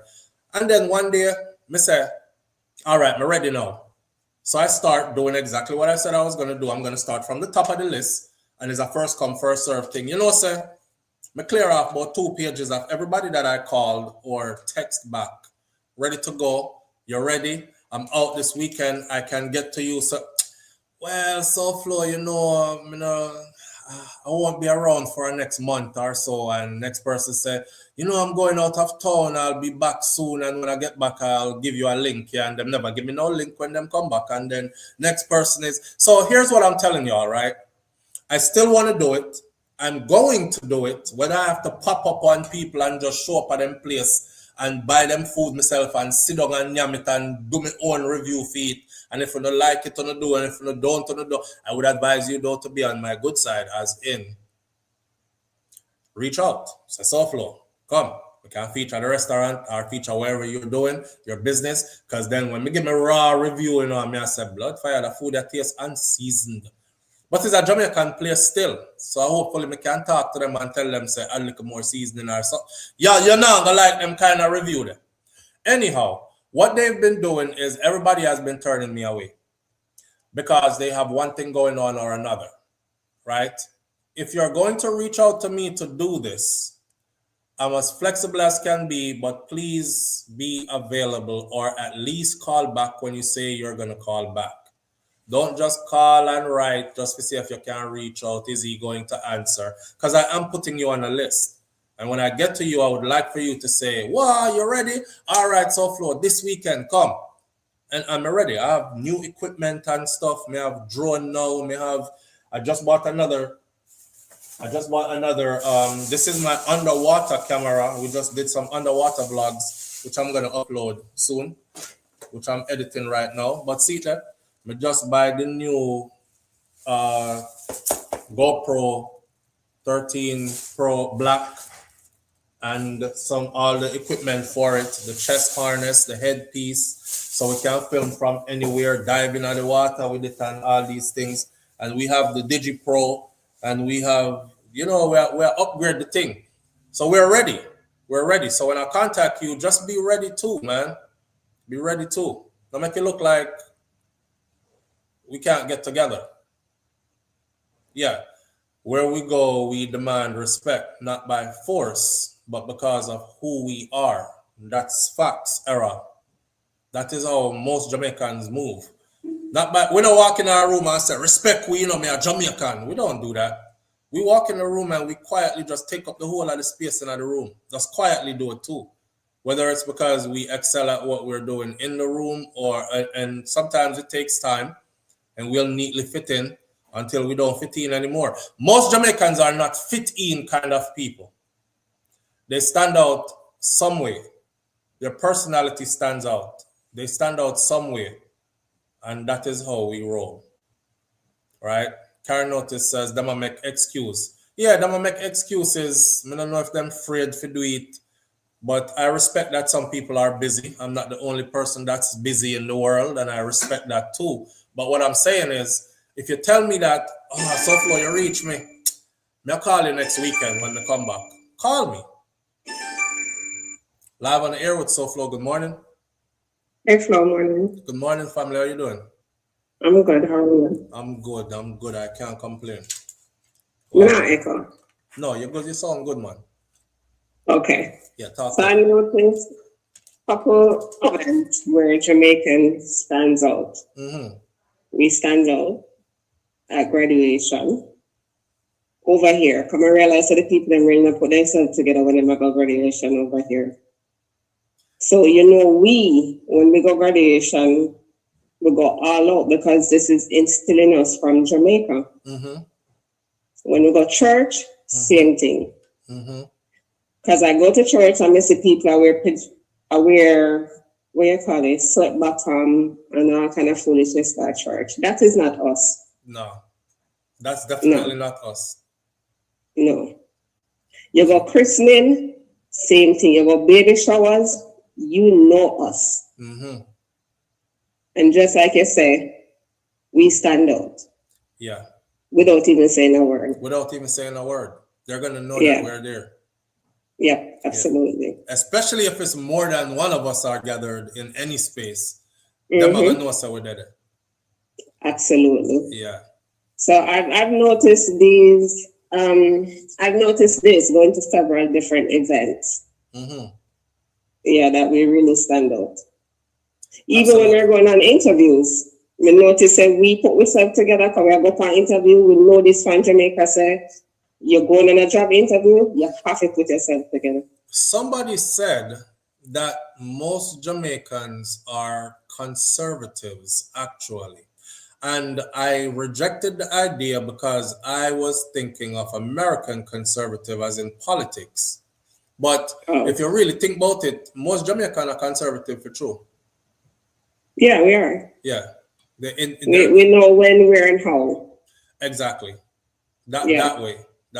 Yeah. Not American politics conservative. Conservative as in the word conservative. Absolutely. Yeah. There's a time and place for everything, and we know that. Yes, we're well measured with that too. Most of us. Yes. Yeah. Yeah.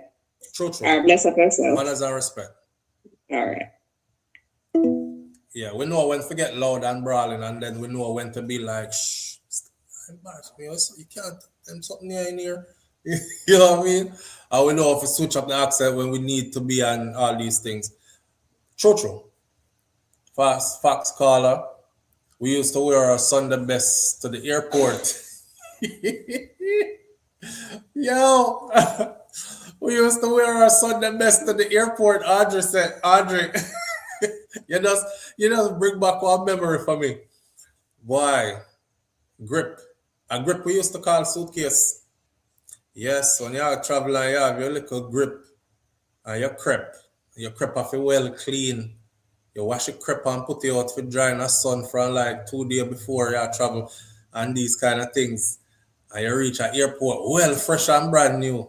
Remember when in Jamaica, this is for the people who've been traveling for a while from Jamaica. Because you know, the airport changed up over the years.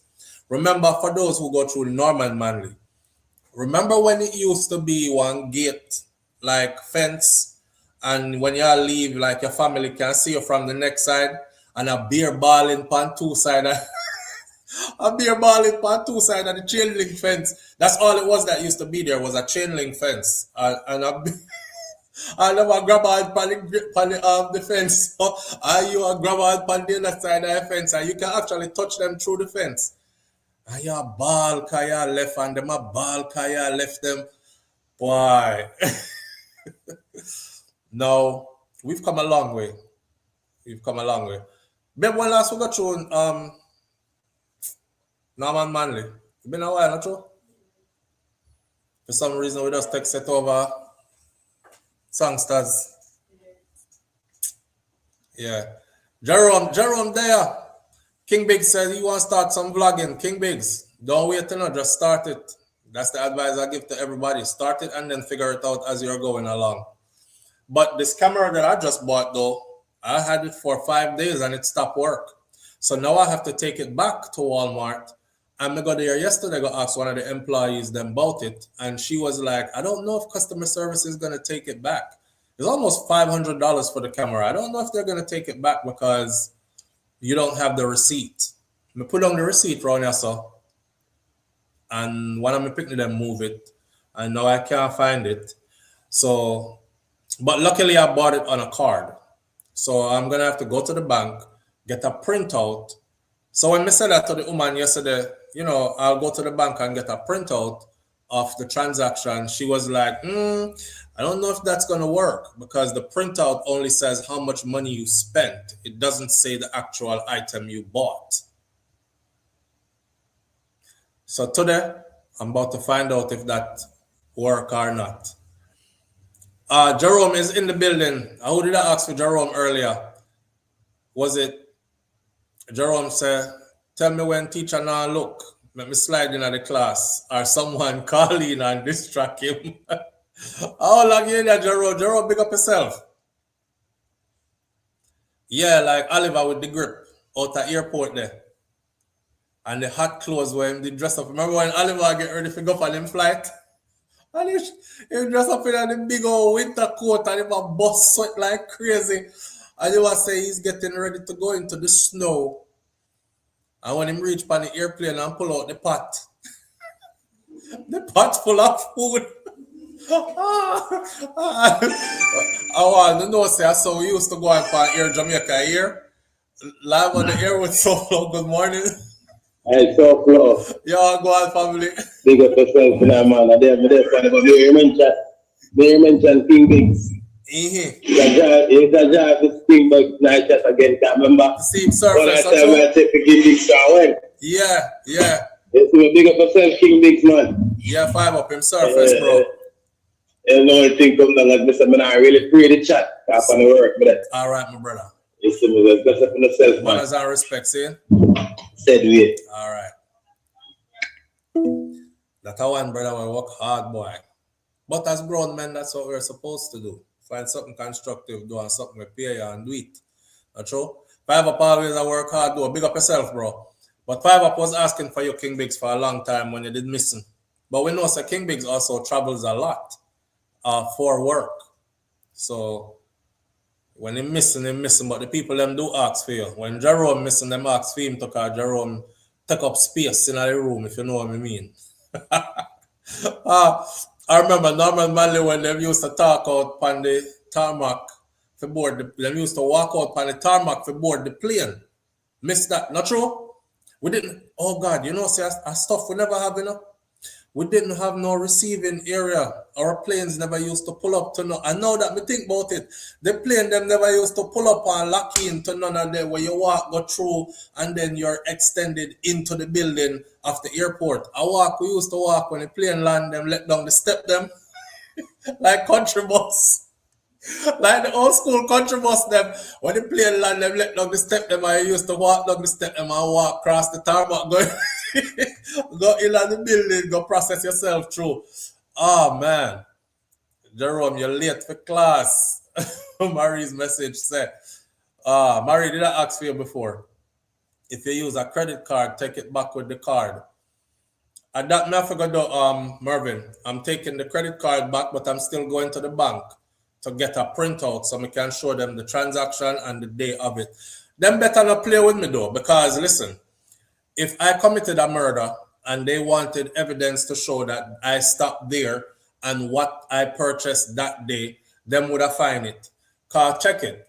All of these electronic equipments, right? They are followed with a special serial number, which is in their inventory, and they should know at what day and what time that stuff was sold and where it was sold from in the store, which cash register it went through, etc. So them can't play with me. Them have to go give me back my money. But I don't want my money back. I actually want a same camera that work, because I tried it and it worked good. And then me have a feeling it's not really waterproof.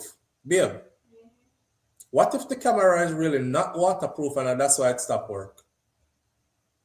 Because I work underwater, we did some underwater vlogs, which you all will see because I'm in the middle of editing them. But me did have to get used to one new editor on one new computer. So I know the same way, because everything is upgraded.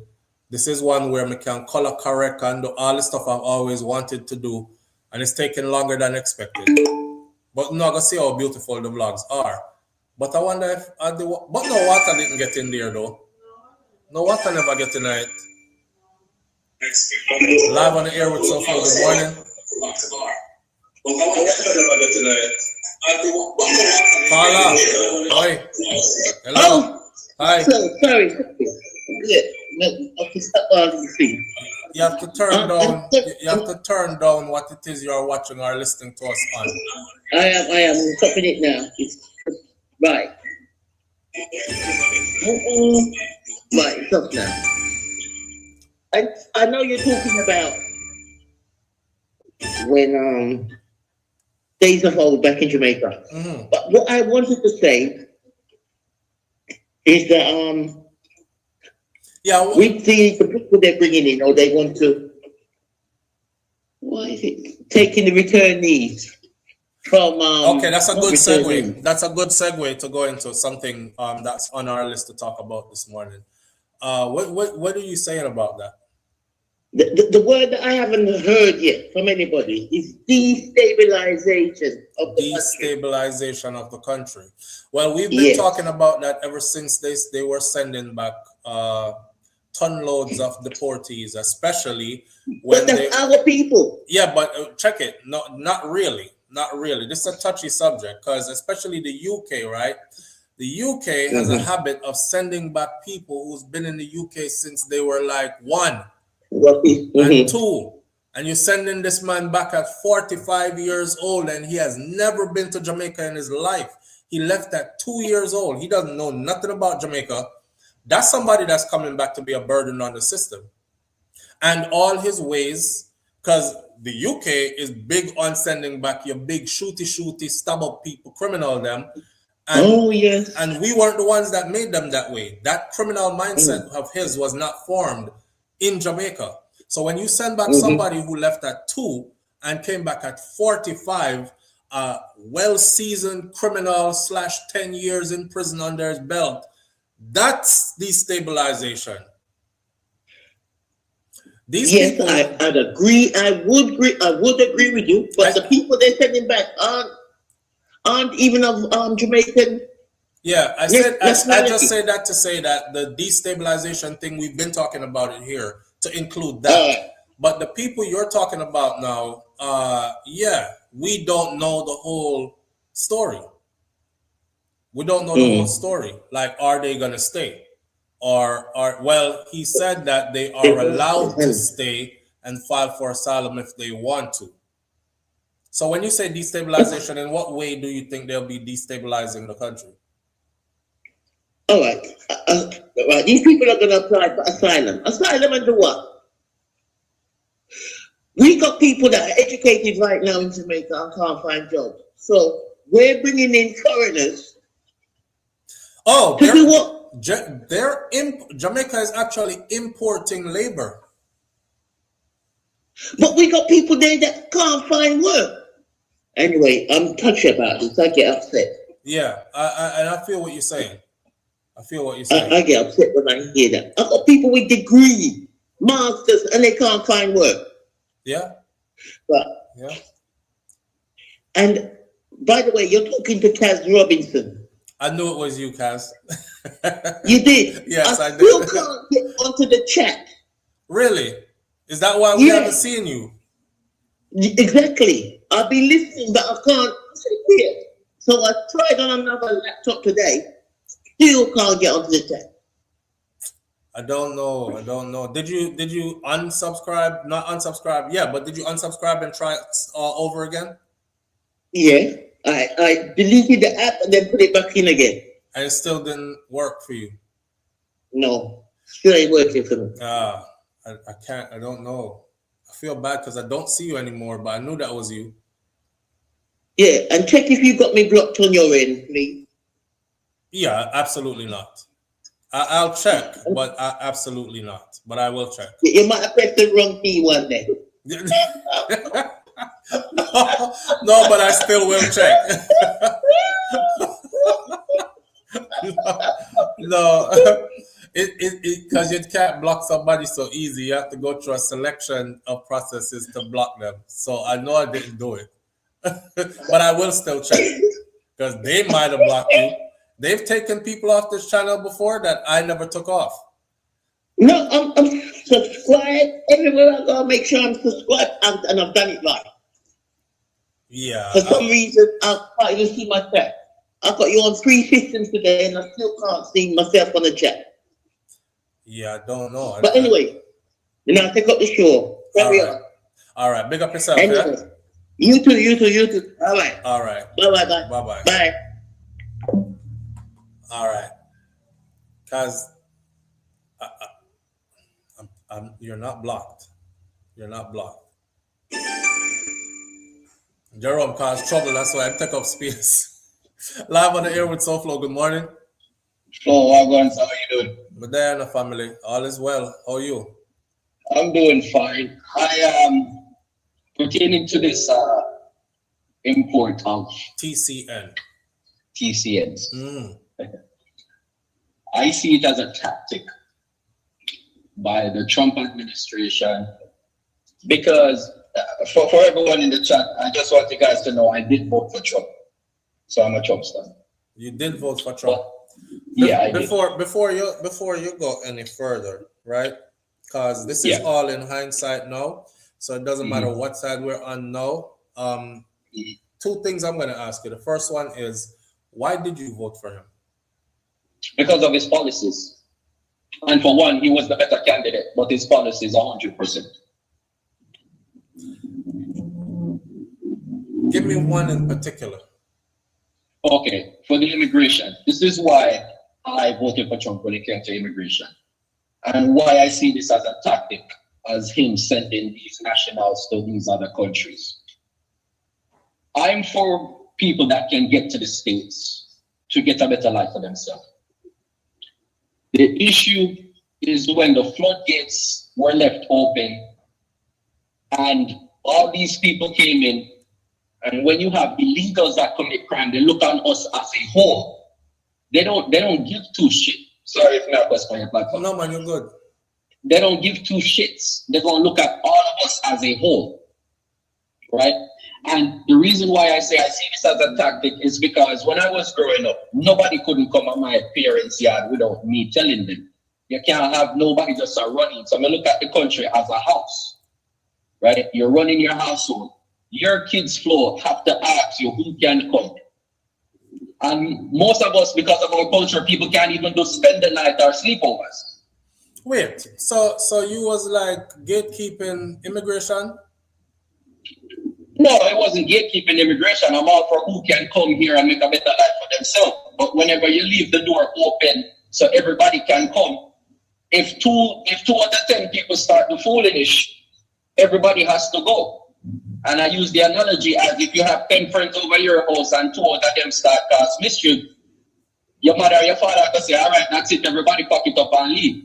So you're under the impression that if we all behave ourselves, then we will be viewed as all good people. But if somehow we start behave bad, then they're going to use the bad one, look on the whole away.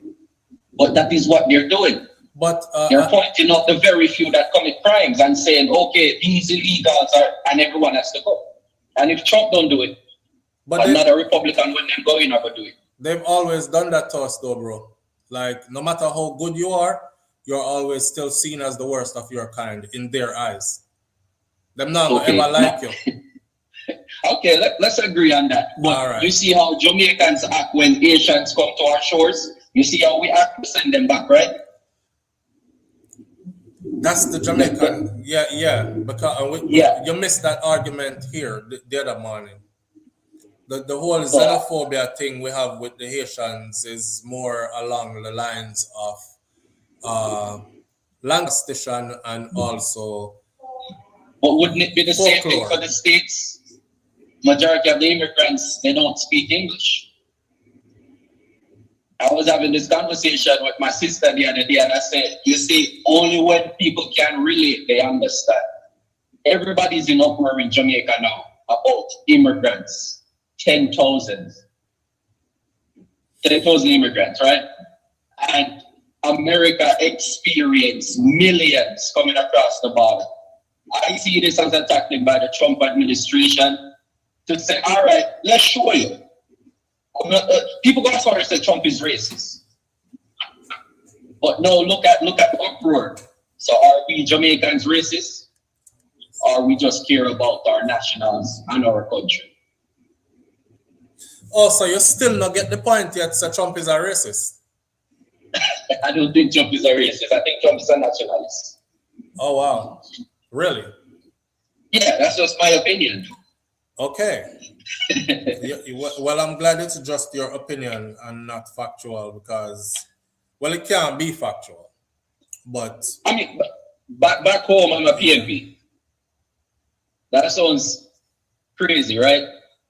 no, not really. I don't know why you would have come align yourself with somebody who is so against black people. Why you say he's against black people? Well, you know, did you see the other day when, first of all, right, the first black president we had in the United States of America was President Obama, right? Great president. Okay, so under President Obama, in Trump's eyes, he could do no wrong. Trump started out, and for the entire time that President Obama was president, Donald Trump was the one who started the chant that says, "Not my president." There was no respect the office or respect the seat or respect the president. It was "not my president," to the point where I live in the state of Florida, where big trucks get jacked up high and then fly big flags behind it. And I remember seeing "fuck Obama" on the big ass flags, waving the whole time, and Trump is coming and these kind of things. So, and then he was the one that also pushed the narrative that President Obama is not American.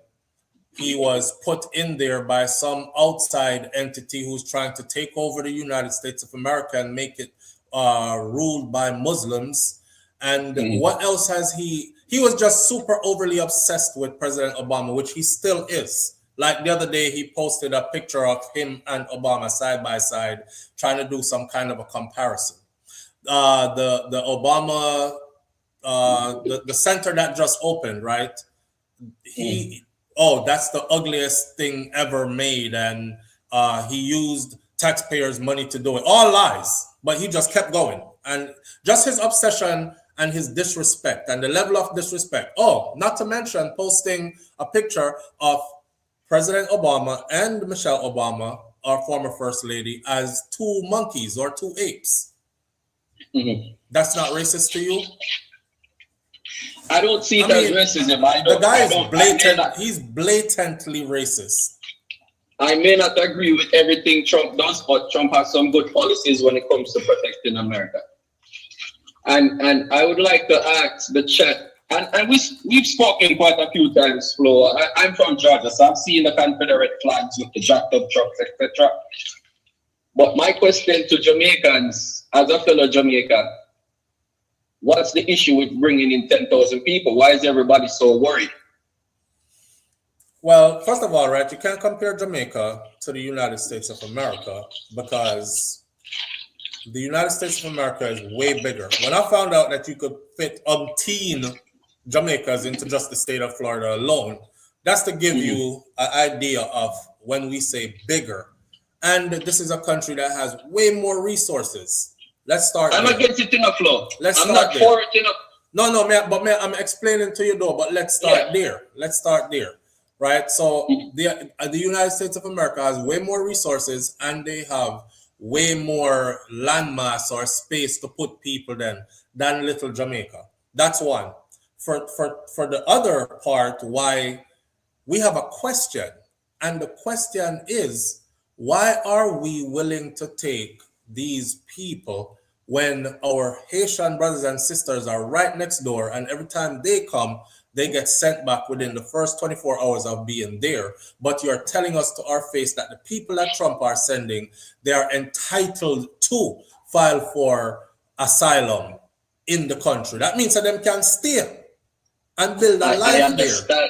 and I agree with you, but I can also say, why is it that I get what you said about the, what do you call it, xenophobia? Why are we opposed to 10,000 The coming Haitians? in? Well, So would you be more open to taking 10,000 Haitians? if we had taken 10,000 Haitians before, I wouldn't say nothing about who is coming in next. All I would say is make sure they're properly vetted so that you're not taking in mass murderers and serial killers and serial rapists. Come let them out on the people then. But that is what Trump was all about. What? Taking in people and make sure they were properly vetted. And that's what the Biden administration didn't do. They just left the floodgates open. No, bro, let me educate you on that. And then I want you to go fact check this. So here's what happened, right? The borders were always unsecured, right? Biden never sent nobody down there to knock down nothing that was securing it. The borders were always unsecured. When President Biden became president, President Biden said, we need to do something about this. And here is what I am suggesting. Walk with me, I say, no. He devised a plan. He devised a plan. And the plan, of course, required a lot of money and bipartisan effort, meaning they would all have to vote a yes on it in order for the money to be allotted so the resources could be directed to that plan. Biden's plan was to send thousands of agents to the border, seal and secure the border, build buildings at the border that would hold and process people at the border. Everybody would be properly vetted before they can go out those buildings into our country or be sent back the other way, which means they wouldn't even have made it into the country. The farthest they would have made it is through the building. It was a good plan. The Republican Party now, they said, we don't want that. We're voting against that. Because they had a plan.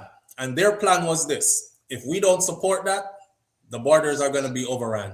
And once the borders are overrun, we could use that to our advantage in the next election and say, hey, look at Biden and what he did with our border. And that is what they did. And based on that, I even sat here before the election and I said to my audience, if the Democrats don't get that border under control, that is going to be the winning point in the next election for the Republicans. I guess they want to put Trump back in power. And that's exactly what happened. They didn't support Trump. Trump used an executive order and closed that border. He used an executive order and closed the border. Yeah, because remember, everything that was brought in the House, they went against. The Democrats went against it. But Trump is everything that ICE is doing, they went against it. Hold on, babe. Yeah, well, say that again, babe. Because Republicans are majority in the House and the Senate. So whatever law Trump wants, he gets it. Pass it. And for Trump, they pass it. Right. And that one right there is super important, but also on top of that, right, there are a lot of things that Trump is doing now that is super non-presidential, but he's doing it. So basically, no other president before him wanted to flex in the way he's flexing, like go against certain things. So it's not that he's doing something good, going against or doing it. He's just rogue. He's doing his own shit and doesn't care who it affects. Rogue in the sense of his morality, based on his love for his country, or that man don't love America, man. He don't love the United States of America. Illegal? He does not love the United States of America. He loves his money more, and he loves his millionaire and billionaire friends. Not even millionaires, billionaire friends more than he loves the United States of America. When you round up our people and put them in harm's way, especially when you send troops into combat unnecessarily, you don't care about American people, because guess who serves in the service? Guess who goes to war when you make orders as president? It's the lower class of the American people that do it. There are none of your billionaire friends' children who are going to fight any of these wars. And you look at these people, right, and you start an unnecessary war out of nowhere for nothing. And then you say you love? Nah, you don't love these people. You don't love this country like that. You love how much money your family can make out of this. And I want you to go look up too. No, I will. I will, because that's why I'm quiet, because the drone companies that are getting the big government contracts to be in these wars. Go and look up who is behind those drone companies. I'm just saying. But every politician, Democrats or Republicans, when in power, they line their pockets. Bro, you chill, brother. No matter what I say to you, you're going to love this man regardless. No. So I'm not trying to convince you. I'm just giving you stuff to go look at. It's not convincing. I'll do my research on that one, because I'm not going to debate you about something that obviously I don't know much about it. You did bring up some facts in regards to the House. And I did hear Shakira gave a statement also. I am going to look at that. But my question before I leave, so I'm not holding up the line. Why are Jamaicans up in arms about immigrants coming in, but think that Americans, when immigrants cross the border to come to America, America owe them some obligation? Okay. So, again, I don't know about obligation part, because I don't know no Jamaican that think that America owes us some obligation. We reach here, however, we reach here and we try to make it. That's what I know about most Jamaicans that I know. I've never heard any of them say America owe them anything. Them just say, yo, me I go up to Uncle Sam and me hope some make it. Whether they're going in clean and good or they're going in another way, right? So I don't know about the obligation thing where you talk about. But even if they come in illegal, that's still illegal, because it's against the law. Yeah, but you're an immigrant that's in somebody else's country gatekeeping. When you come from a community of people who, enough people come here illegally, you know, my youth, and then set themselves straight and then brought others in who are in good positions today and of great value to this country today. And if it wasn't for the first one who kick off the door and come in illegal and say, I'm not going back, I'm going to stay here until I set my paper straight. And then when I do, I'm going to send for John and send for Simone and Lisa. And Simone and Lisa come here, come turn governor. Them come here, come turn head of police department. They come here, come turn high-ranking military personnel. Them come here, come be in politics, law, all kind of something. Head of health institutions, etc. Say what? We should give the people of Haiti the same opportunity. Of course. But you can't figure out how, as an immigrant, you're gatekeeping. You're like one of the people them who go through the gate and then you want to close the gate and put holy chain and padlock on it. If I go through the gate, bro, I don't even look on the gate no more. Who make it through, make it through. Just like that. But what about the process? What process? The right way. What right way? Them come here the right way? The Indian, them didn't have the land here first. Them come here the right way? Flo, without borders, we cannot have a country. Brother, may I ask you a question? Did they come here the right way? Those who are stressing right way now, did they come here the right way? No, there has been wars that have been fought and land that have been fought over. No, yeah, but there's been pillaging and plundering. Now. There has been pillaging and plundering. Correct. So because your grandfather thief was something from me, that means it's not mine, it's rightfully yours now? No, Flo, you're misunderstanding what I'm saying. I'm not misunderstanding, I'm asking you a question. We have countries now. We are established. Brother, that's what you want to think. And I get why you would want to say that. You drank the whole Kool-Aid, bro, but at the end of the day, right? At the end of the day, as an immigrant, I don't find that my position should be lock the door on any other immigrant or even vote for anybody who wants to lock the door on. I hear you. I hear you. But for me, I think Jamaicans should stop worrying about the 10,000 people coming, and we should give Haitians more opportunity. Yeah, but give the Haitians more opportunity first before you address the 10,000 coming, because the Haitians have been there way longer. Why do we send them back? The Haitians have been there way longer. And we send them back. As soon as them land, we're not even a buckle of water. Yo, me turn around and go back. Yes, and that's always been a problem for me. So, me too. So like I'm saying to you, right? I don't want to hear about them 10,000. I don't want to hear nothing about them 10,000 there. Do right by the Haitian them first, and then we can talk about the 10,000 where I come from. That I can get behind. You understand? But don't try to mix up the two now. I feel like anybody who tries to mix up the two, they're kind of like, it's kind of like when people try to fight for gay rights and they throw black rights in there. I'm like, not the same thing. Why are you doing that? Because whether I'm gay or straight, I'm still going to be black. You know what I mean? You could walk around pretending not to be gay. I can't pretend not to be black. So why are you mixing up the two and murkying the waters? The Haitians were there first. They've been treated like shit for the longest by the Jamaican government. Start doing right by the Haitians, our sister island, who we swear to the world that we love and are in solidarity with. Start doing right by them first, and then we can talk about this 10,000 or whoever else much is coming in next and who is sending them. Okay. All right. Well, we'll see how it goes, Toast. Yeah, we'll have to see how it goes. All right, my brother. Manners and respect, see? Respect me, G. All right. Yeah. As an immigrant fam, I don't feel like I have it in me to even be a gatekeeper. And I don't know how you do. I've always wondered about that mindset. You know what I mean? I saw there was a Haitian politician down in Miami who is a Republican, by the way, one Haitian man, and he risen through the ranks. And he's one of them hardline ones as well. Live on the air with SouFLo. Good morning. SouFLo. Yeah, family, what go on? Everybody have a right to vote how they want to vote. Mm-hmm. But me lose off for the last caller. Me really lose off for the last caller. Yeah, we can't tell people me disappointed. It's a freedom of choice thing.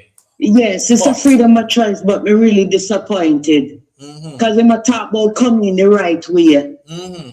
Has he been listening to this man that even the people that were coming at this country the right way can lose everything? Coming the right way. Is he paying attention to even the people who went through the proper protocol to get them citizenship can have it stripped from them? And that's what this man is doing. Is he blind? Or is it not gonna register to him until it hits his doorstep? You know what I think? Because he's not exempt. His family is not exempt. Yeah. And as far as I'm concerned, that man don't care nothing about him or anybody in his race. Yeah. You know what, SouFLo? Like how do you bring the facts to people and they still don't get it? Because you're bringing the facts. Because people want to be what they want to be, and they want to believe what they want to believe, regardless. You know. Somebody said if you see a grown person suffering or going through certain things, it's best a lot of the times to don't feel sorry for them or leave them alone. Feel sorry for people who have illnesses and ailments, or feel sorry for children. But most grown people, they made a choice. Even with education on the topic, they still made a choice. The man said, the previous caller said, there's no obligation to these people. They come in and act like America is obligated to them. And he was trying to describe it like somebody coming into your house. Okay, so put it this way. You let a person come stay with you for a little while because where they were living was not safe. You said they can stay for a little while, but you didn't give them a specific expiration date or deadline when they had to leave. And that person is in your home, and while they're in your home, they're doing everything they can to help build up your home and add on different compartments to your home, right? They're investing in your home. They go to work every day and invest in your home for years. And then one day you decide, okay, I'm going to put an expiration date on you leaving my home. And you give that person you're not saying to them, okay, I'm going to compensate you for all that you've done all these years to help me with my home. And you're sending them back to where they come from. And they've been working and taking care of your home and investing in your home. You see where I'm going with this? Yeah.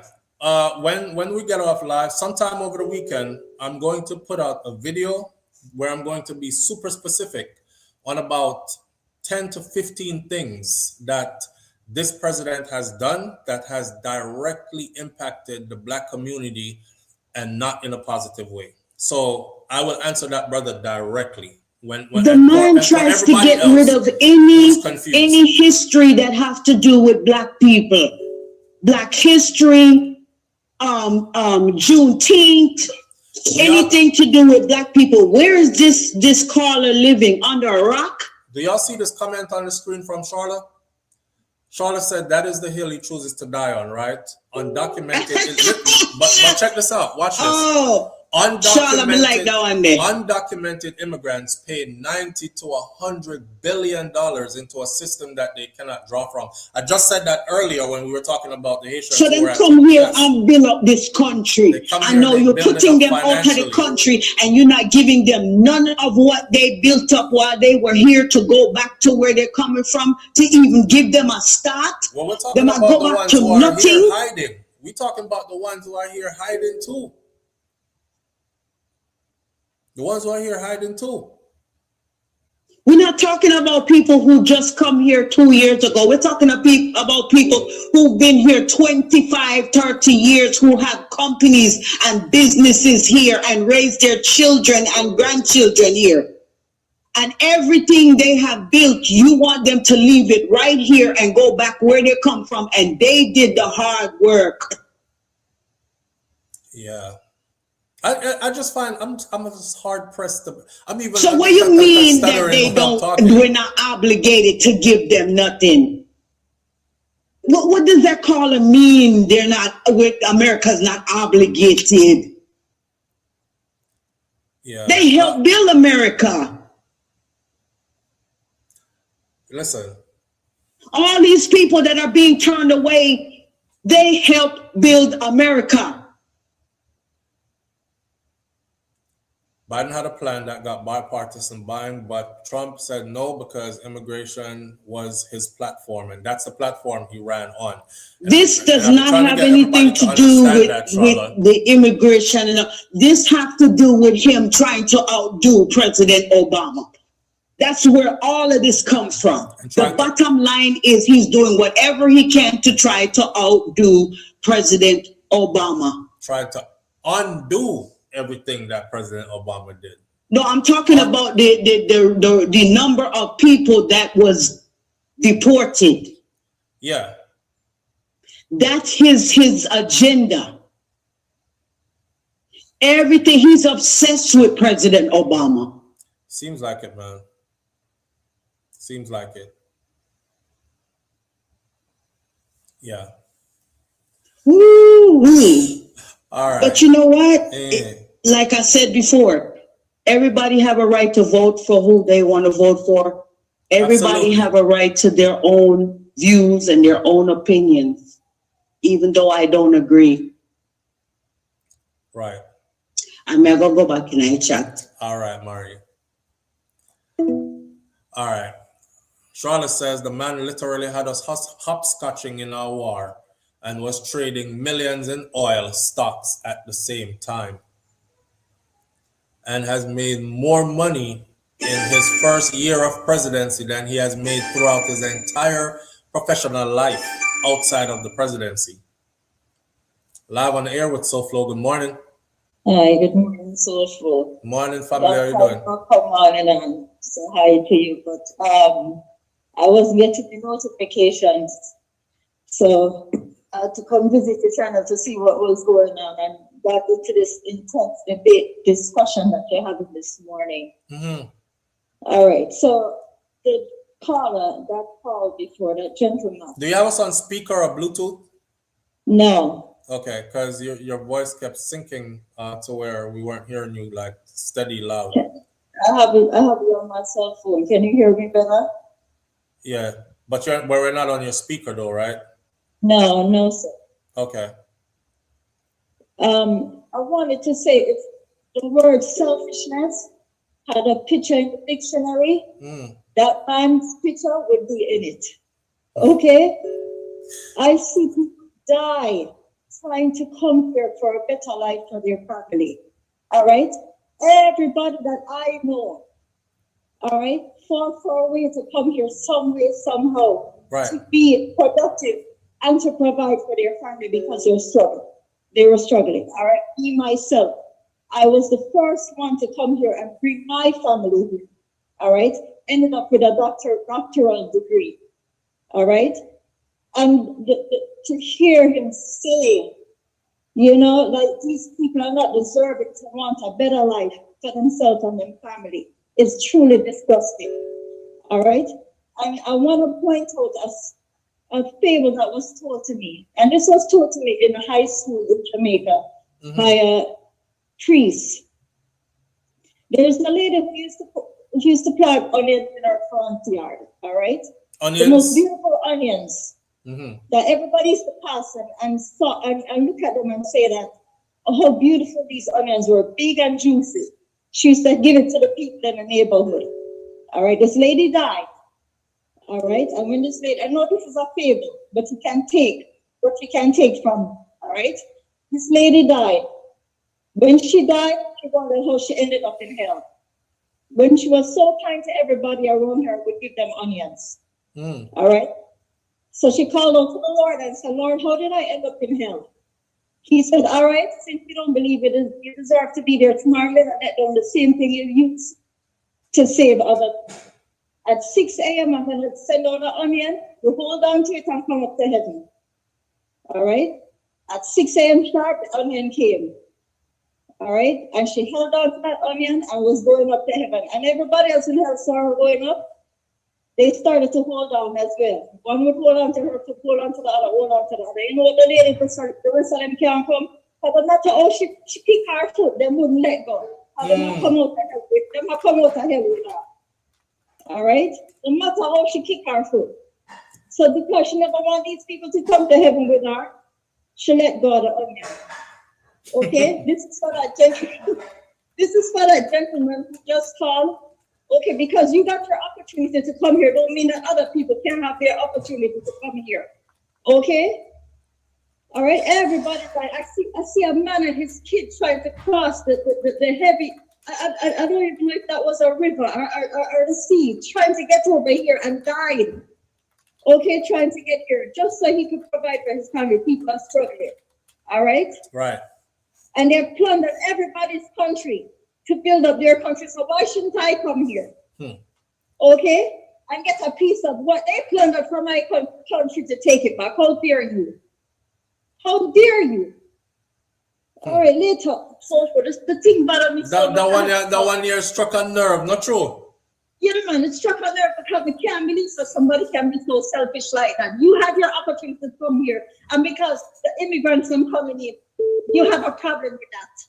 You have a problem with that. No, I'm not saying that they shouldn't curb immigration. Nobody's saying that they shouldn't curb immigration. Okay, but for you who is an immigrant who come here, right? All right, after the back of other people, right?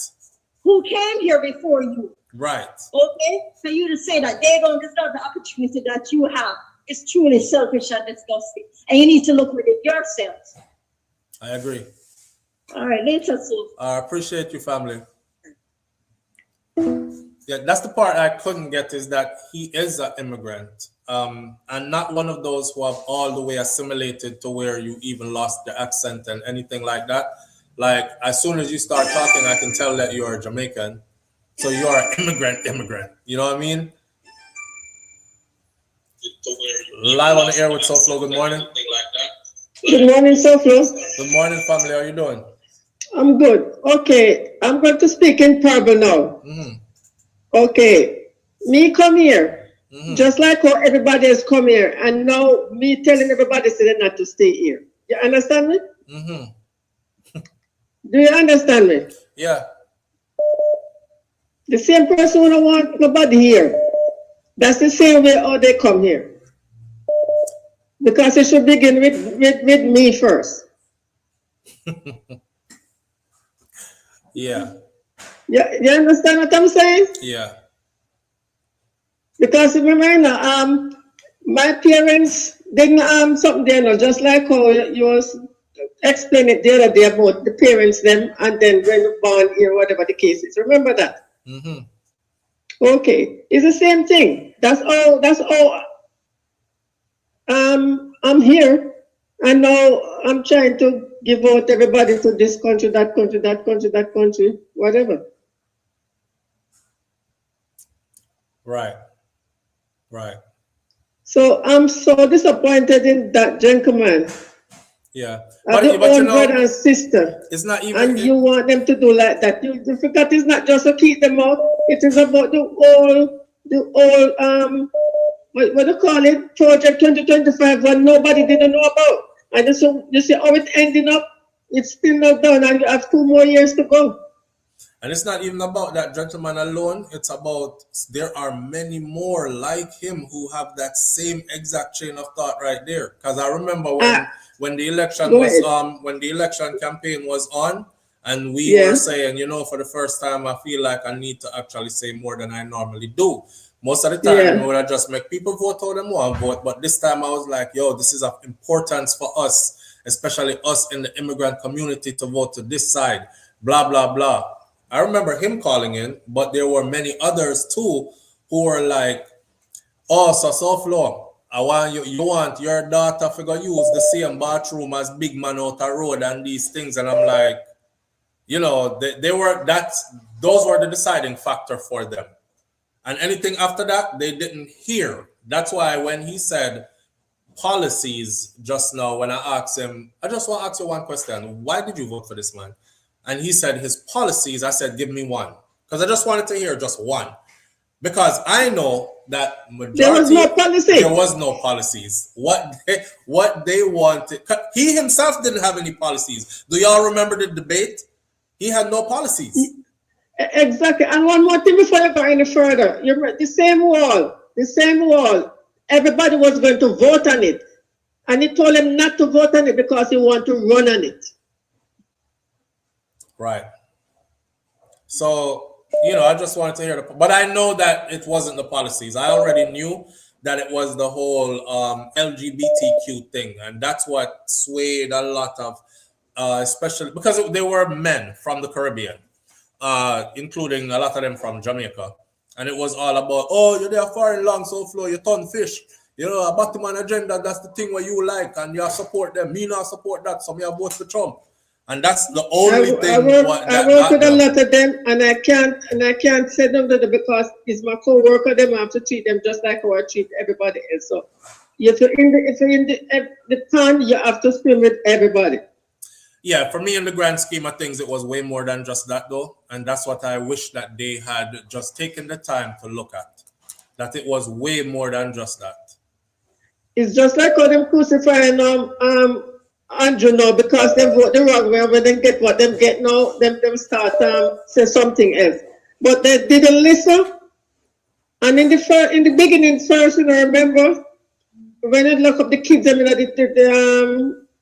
the kids them sleeping out the door, and if you didn't use that amount, sleep amount that, and now you're getting what you get now, nobody should complain. Yes, Charlotte, that was him. I forgot to ask him if he's a millionaire yet. Charlotte is asking if that was the caller who said that he was going to become a millionaire, and I said, yeah, that was him. Because I remember the voice. Oh, that's same one. Okay, yes. Yeah, and I wanted to ask him if he had become a millionaire yet.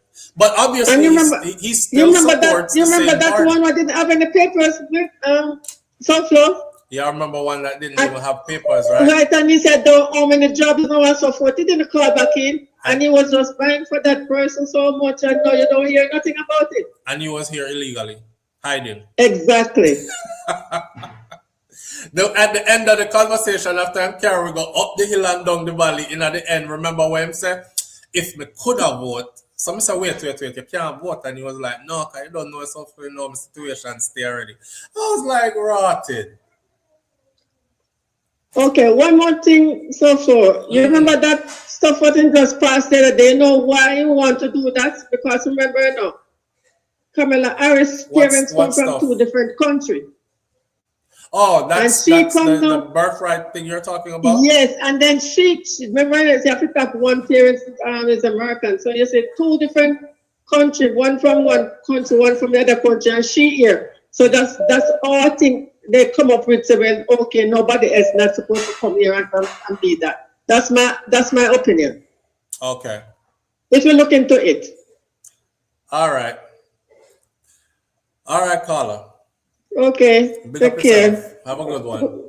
You too. Bye-bye. Bye-bye. All right. Other calls are coming in. Live on the air with SouFLo. Good morning. Morning, Flo. Morning, family. What going? There, what going? There. First of all, manners and respect, and thanks for accepting my call. Big up you and the family and everybody in the chat. Appreciate it. Long and short of this talk here is, this is a very touchy subject. This whole conversation, period. Mm-hmm. And it comes back to what I said in the chat earlier. This whole bad-minded thing here needs to be studied. Like, I want it for myself, but I don't want you get it too for you. Why?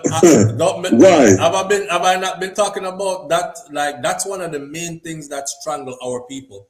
We have a thing about us to say where we will climb up the ladder and then kick with the ladder, or we will get in the door and then lock the door so nobody else like we can come in. And added to that, we side with other people to bring one another down like it's a business. No, my youth. You have 5 normal thinking senses. Utilize them to your fullest. This is very upsetting, and you're not just discussing on your own self. You're a representation of a nation of people. So use your 5 God-given senses and rationalize. Stop looking at the next person paper and say, yeah, that's right. You have a mind, use it. With that being said, Flo, appreciate you accepting my call. Manners and respect. Very upsetting. It is. Yeah. Man. It is. I appreciate you calling in, bro. Have a good one. Yeah, man. No worries. You too. All right. I don't know why when I make Claffia upset on a spirit. I'm not really upset spirit. Well, yes, it's upset spirit. It does upset your spirit, and it's okay for your spirit to be upset. We're not upset to the point where we are going to lose sleep over it, but it is upsetting for the moment as far as conversation goes.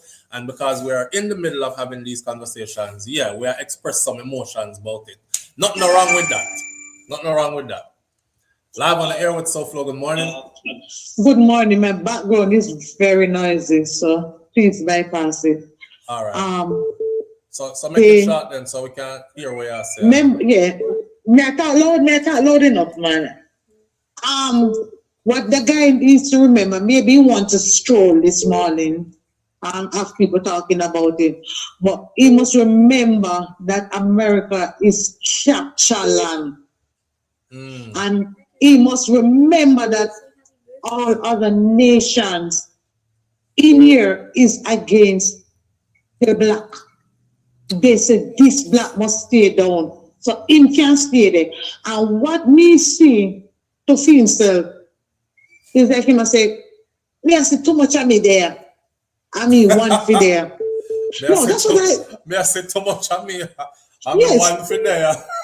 I mean one for there. So it's like you know, look on and I say, how is someone come from? Look one come from through the border like me. So not take out on the ass, man. I mean one for there, so. You remember back in the day when people used to fly out and go foreign, and them used to come back home and show off on we who never fly out yet?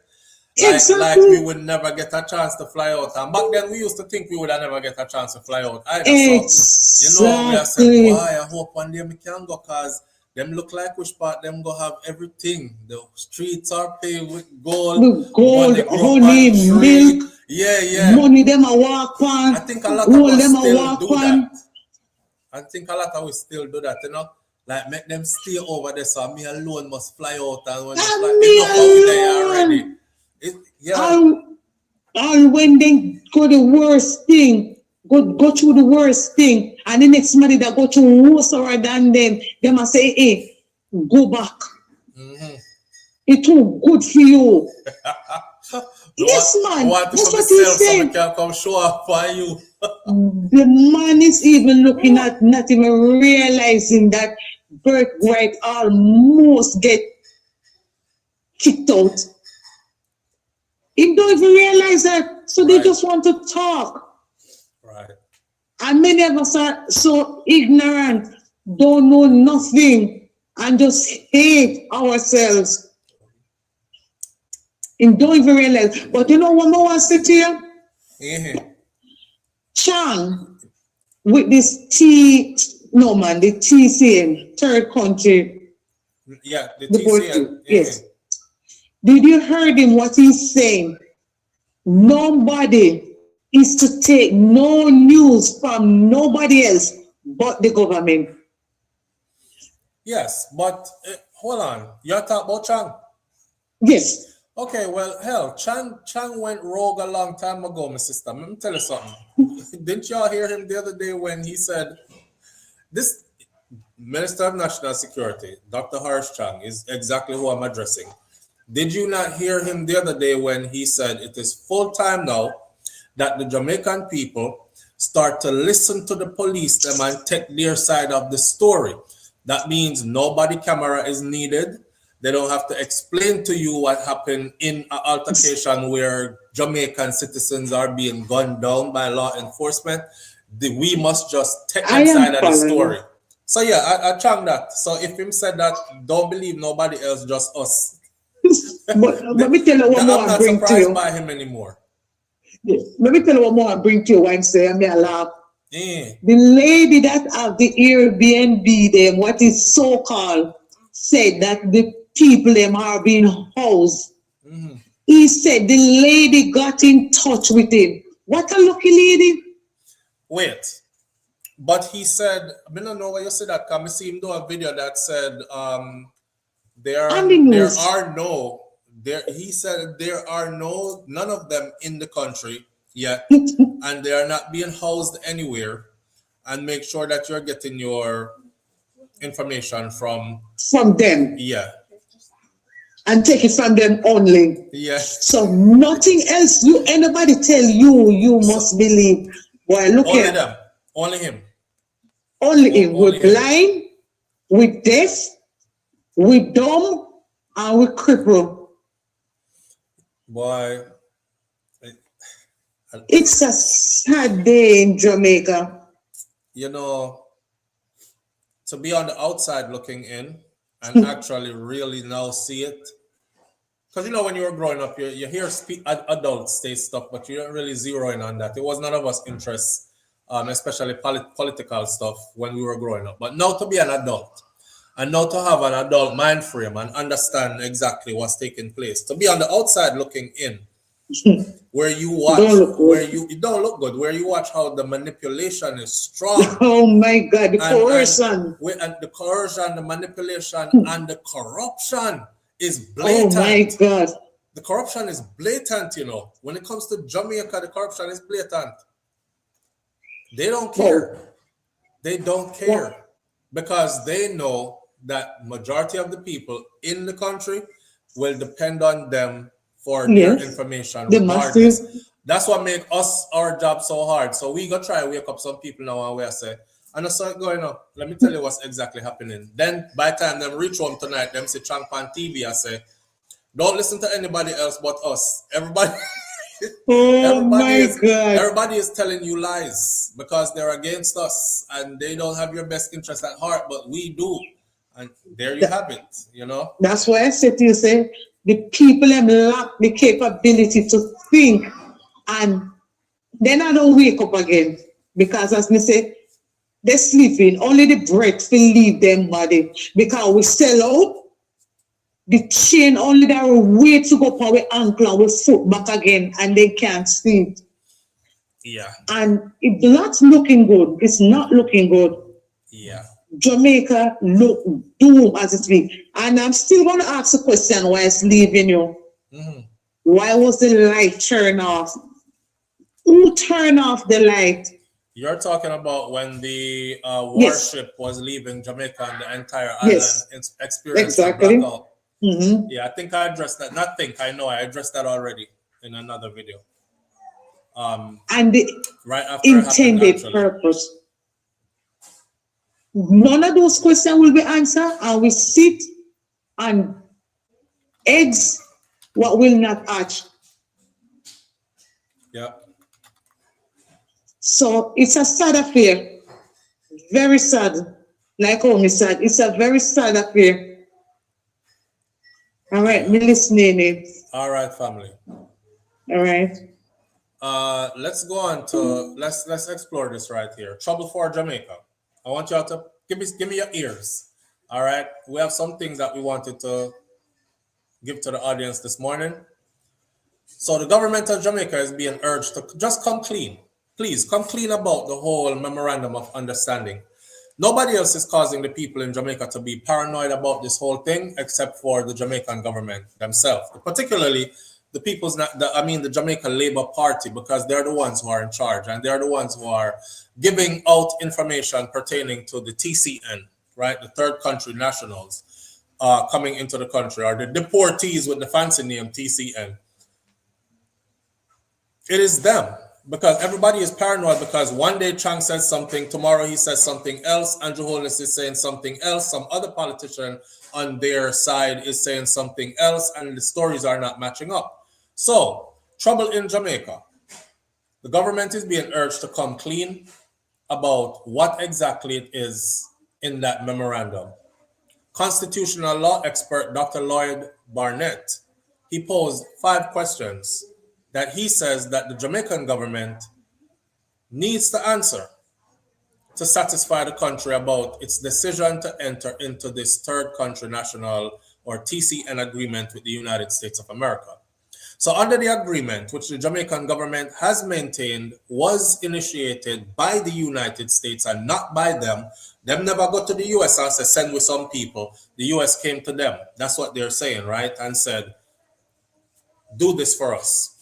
Up to 25 asylum seekers who have unresolved immigration cases will temporarily transit through Jamaica en route to their home countries every 2 weeks. The Memorandum of Understanding, or the MOU, that was supposedly linked amidst U.S. efforts to manage regional structured migration. According to the National Security Minister, Dr. Harris Chang, he said that the people covered under the MOU, they are not being permanently settled in Jamaica, and they would only remain on the island while the arrangements are made for them to move onward into their own country. Dr. Barnett, in a letter to the editor, said on Monday that while the government ministries have stated that Jamaica is assisting in the transition of these asylum seekers to their home country, the citizens here should be told what country are these home countries. That's one. You're not going to tell us where them come from. What country are they supposed to be transitioning through? Every time them transition through, where are they going? The government, he said, must also say if they had entered into the US as asylum seekers, and is Jamaica assisting in their return to a country where they will be subjected to torture and victimization or inhumane treatment when they get back there. According to Dr. Barnett, the Andrew Holness-led Jamaica Labour Party administration must also explain that since the US has far greater resources than Jamaica, explain to us the reason why Jamaica is being used as a transition station. Furthermore, he said that the government must also explain why transit through Jamaica is necessary or logistical, given that the US has the greatest facilities for air travel. So why little Jamaica? Now, in addition, he said that Jamaica must declare its position in the event the country to which they are to be eventually returned refuses to take them. Where do we stand there? They told us that, yeah, like Chang said, they're only transitioning through, but some of them, those who want to stay can apply for asylum and actually end up staying. Well, what if they are going to their country and their country refuses to take them? What role does Jamaica play in that then? I think that is already understood, Doctor, and that is where the asylum comes in.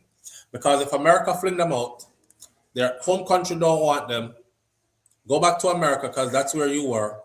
They're in Jamaica already. Now, he already told you that they have a right to apply for asylum there. In other words, a great portion of these people over time are going to end up staying in Jamaica.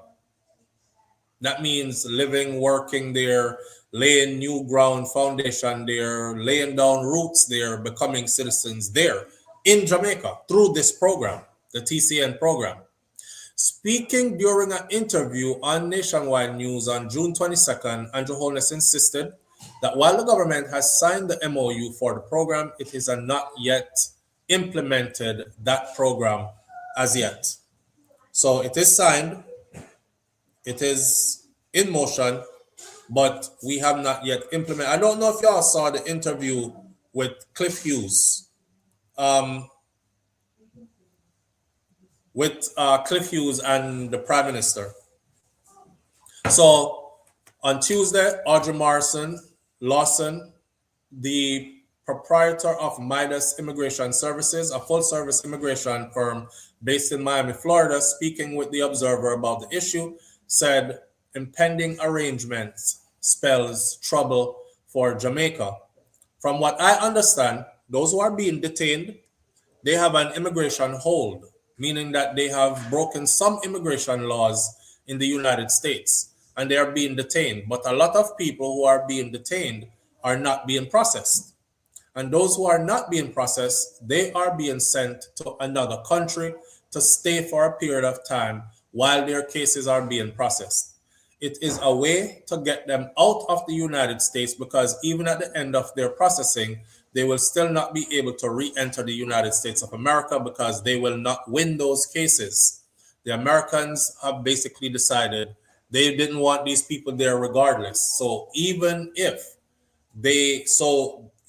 though they are being allotted the chance to have their cases processed, it is pretty much already decided. So once they throw them out, they will never be coming back in. Now, if you go and watch the video I did, the first one of this and the second one, did I not say that in the video? I said, can somebody please show me a group of people who were sent out of the United States of America under the TCN program that were allowed to come back into the United States of America once their paperwork was processed? Show me anybody who got sent out and was allowed to come back in. Nobody has. You know, it's kind of like saying, I don't think we come back this way when we die. It's pretty much established now that life is a one-way journey. And when you get up out of here, which is the final stage is death, then there is no coming back and we don't know what's on the other side. How do I know that? Because two things, as long as I've been here on earth, these two things have never happened. I've seen a lot of people die. I've never seen not one of them come back here to tell me, yo, SouFlo, you know, on the other side, when you get there, you know, it's going to be nice or it's going to be treacherous. We have never had that. So we will remain guessing what it's like on the other side if there's an other side. That's one. For two, it's the end. It's the end. Nobody ever came back after they went through this program. So where does that leave Jamaica now?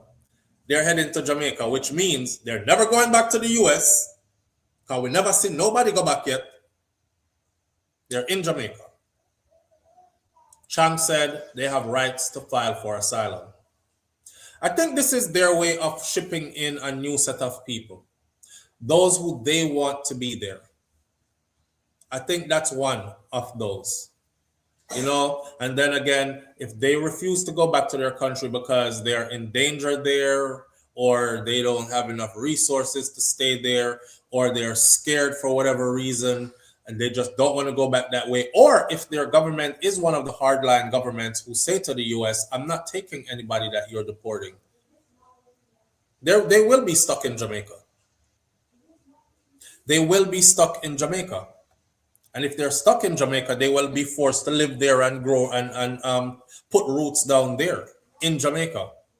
So if when they are in a third country, they cannot get representation to fight for them, they will end up being unable to re-enter the United States of America, and that's plain and simple.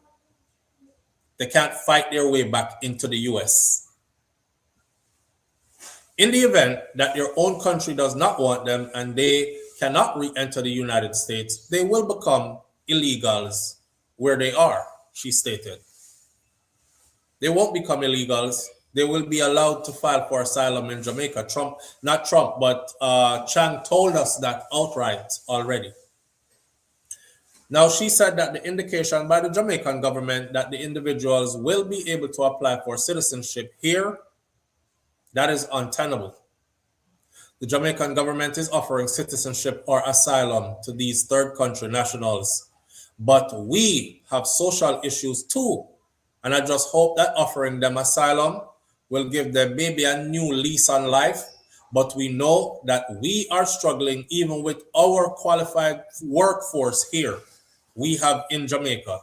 We still have great struggles and a lot of social issues just dealing with our own population. So bringing these third country nationals might not be in our best interest, is what she said. Now, she further noted that the individuals to be deported will have a struggle adjusting to life in Jamaica, which we all expect. Majority of the people who are illegal in this country, studies will show you that up to about 80% of Hispanics, and also have another high percentage who come from the continent of Africa. So most of these third country nationals, they would be from a totally different culture.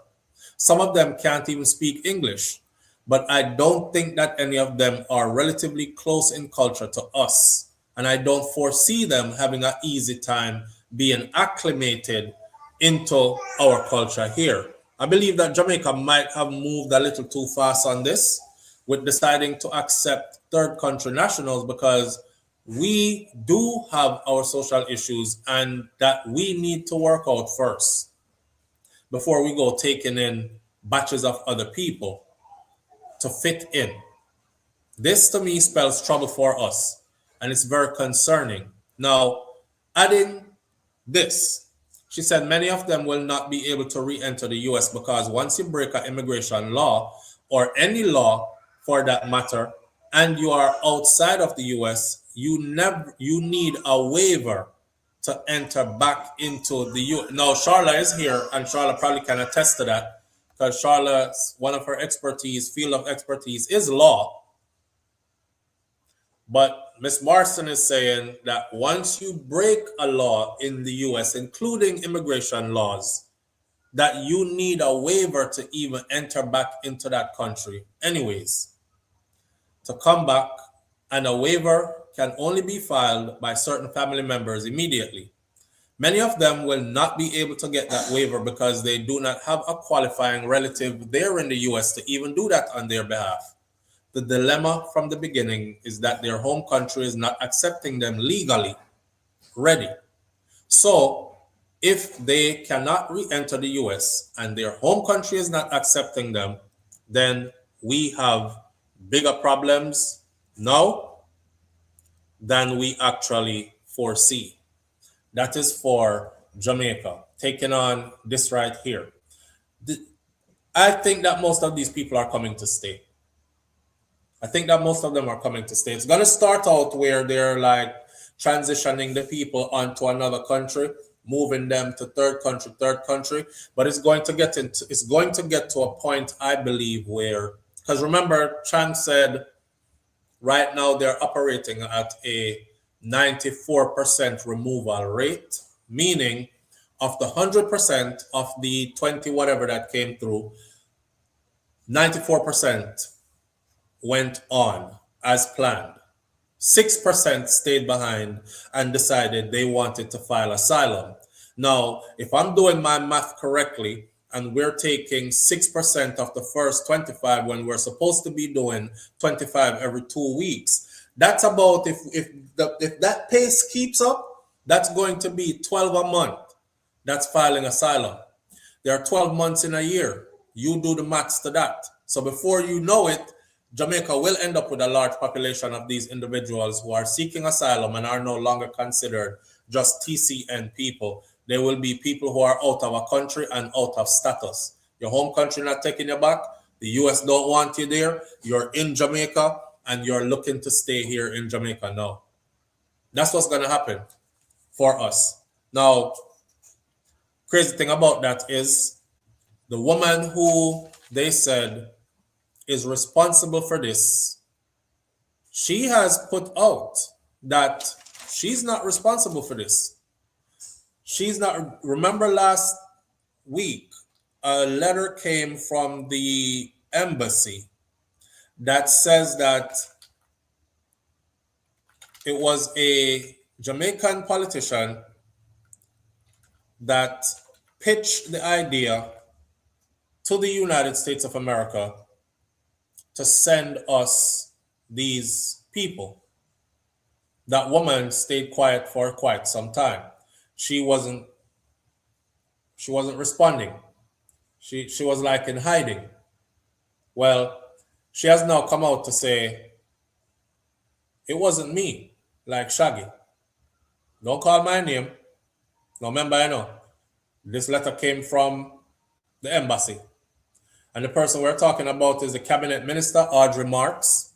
Audrey Marks has now denied proposing this controversial deal under which Jamaica would receive up to 10,000 third country nationals, or TCNs, from the United States.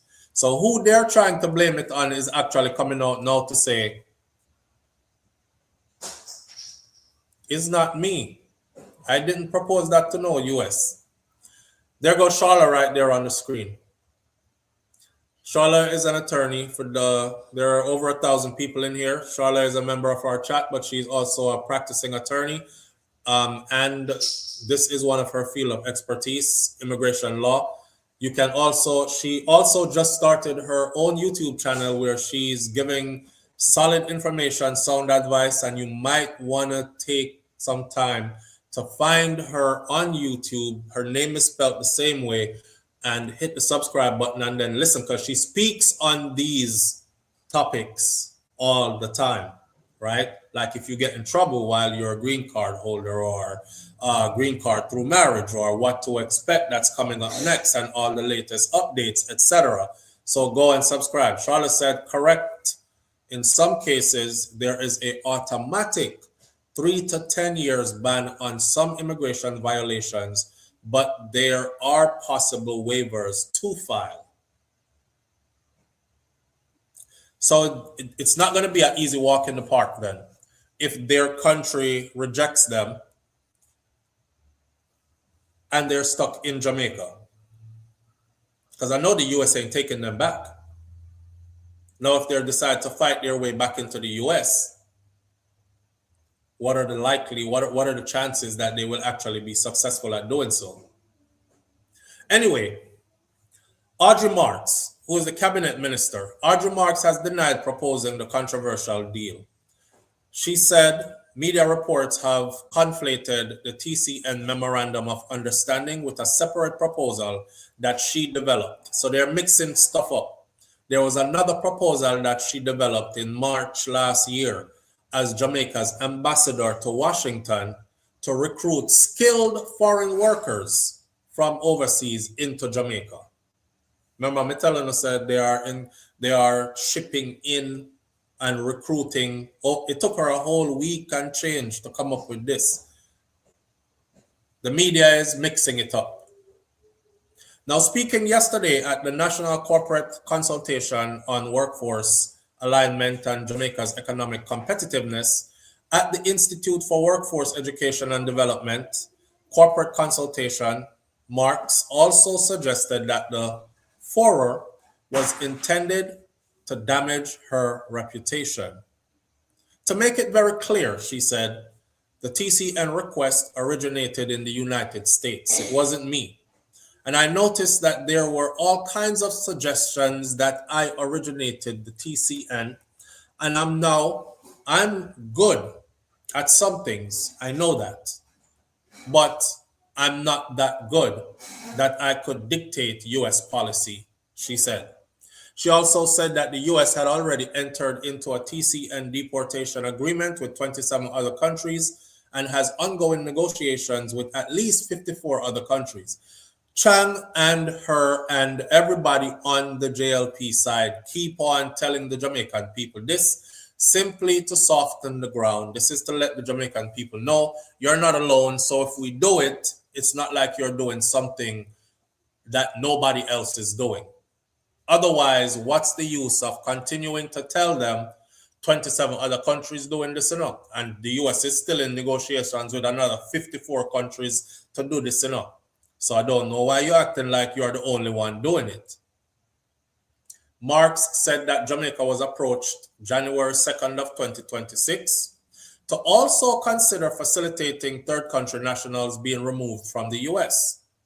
A diplomatic note from the US Embassy, this is the one. A diplomatic note from the US Embassy in Kingston that was shared with the Jamaica Gleaner in June stated that she, Marks, the former Jamaican ambassador to the US and current minister without portfolio in the office of the Prime Minister with responsibility for efficiency, innovation, and digital transformation, that is her job title, it long.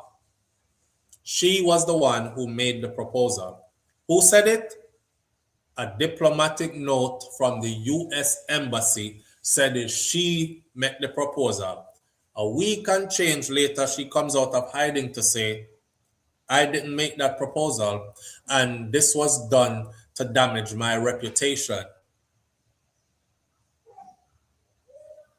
The note stated that she made that proposal to a U.S. official who is attached to the U.S. Department of Homeland Security during the America's Counter Cartel Conference in the U.S. Southern Command in Miami when they had a meeting in Florida on March 5th, specifically 2026. She said a lie. So after revealing the existence of the MOU, the Gleaner sought responses from her on several occasions so she could clear this up, but there was no reply. On June 17th, the Gleaner asked the minister through WhatsApp what role, if any role, she played in initiating or advancing this discussion with the U.S. counterparts on the arrangements. She was also asked if she played any role, whether she had acted on her own initiative or if she was operating under instructions from cabinet or from line minister. Further, the minister was also asked if she played a role and when did the discussion with the U.S. counterparts take place. In a late night response, however, Marks would not respond directly to the questions raised. She said, it is actually not protocol to comment on the matter that falls in the portfolio of other ministers. The only comment that I could make is that I supported the MOU as part of the cabinet approved process and decision, is what she said. However, in speaking out on the matter yesterday, she said the discussion around the TCN MOU were being conflated with a proposal she made to recruit skilled workers to Jamaica. She never tell them so she want to take in no third country nationals. She told them she needed skilled workers in Jamaica while serving as a Jamaica ambassador to the US in March of 2025. And they have confused the two. Yeah, the U.S. Embassy just tried to show us, what you said, Charlotte? The U.S. Embassy is just trying to show us, so we're good politician, no worth nothing. The U.S. does this all the time, right? Late night responses. The U.S. is trying to show us. So here comes this brother now. I don't know who this guy is, but check out this video, y'all. Some of you might have seen it already, but check this video out right here. So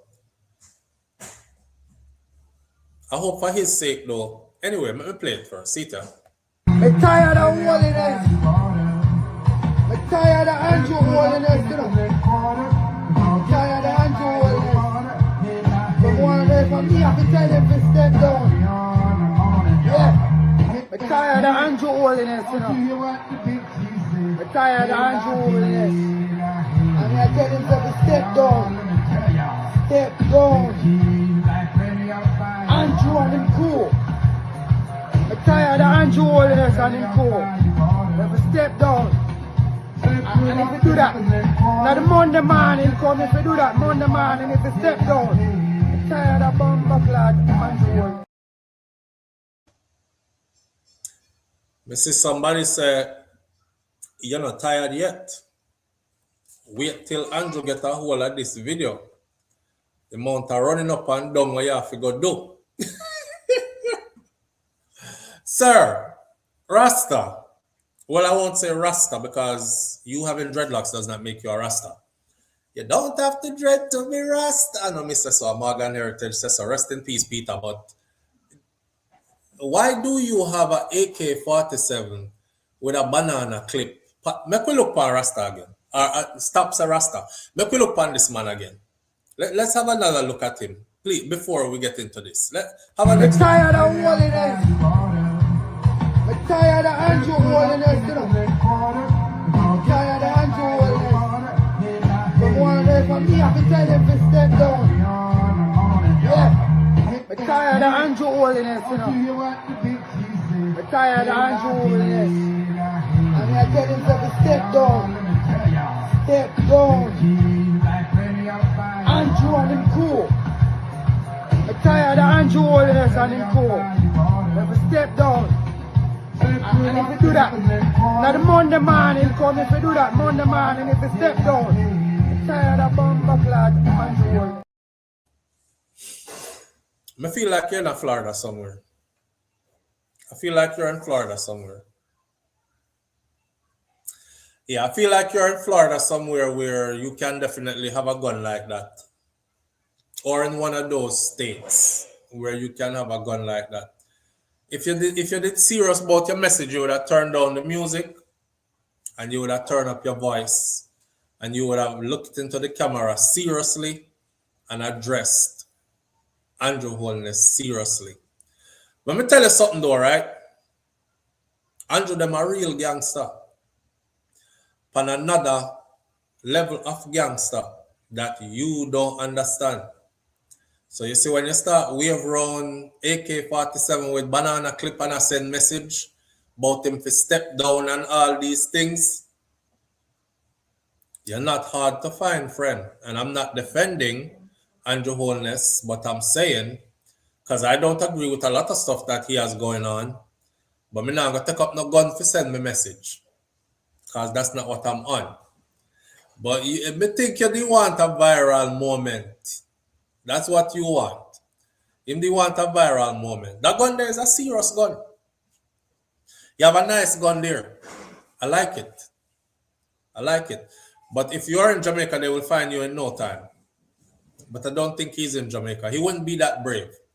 And if he did that brave, he would have turned down the music and turned up his voice and said what he had to say louder. Right? Mr. Go outside, go stand up for like 2 seconds, let me see where you're surrounding. So, you know one of them video there? I saw one brother who was like, in a one little dark video I talk about Andrew Holness and him kill people around here. So, and him said, me are the man who decide if people will live or for dead around here. So, Mid decide when the murder rate turn up. Mid decide when it turn down. Andrew Holness and them police boy, the man, blah, blah, blah. You see the next video clip that I saw, it was less than 24 hours. He was sitting on the back of one of the police truck, them, the open back police truck, them with them fling body, you know. Yeah, I'm sitting on one of them there, balling up. The kind of crime that he was doing too was just too much. You know, he was crying. You know, one of them, that the kind of cry there. You have regular cry, tears just run out of your eye and stuff. But he was apologizing, and we can hear the people them off camera telling him, say, I know that alone. Well, if you say, boy, and he's on the camera, we just want to apologize to the JCF because a little joke, me did not run, you know, me did just want to go viral because me is an artist, you know, me a good youth and me do music still and me did just look at way for promote me music, never me nothing by it still. I think that's what's gonna happen here.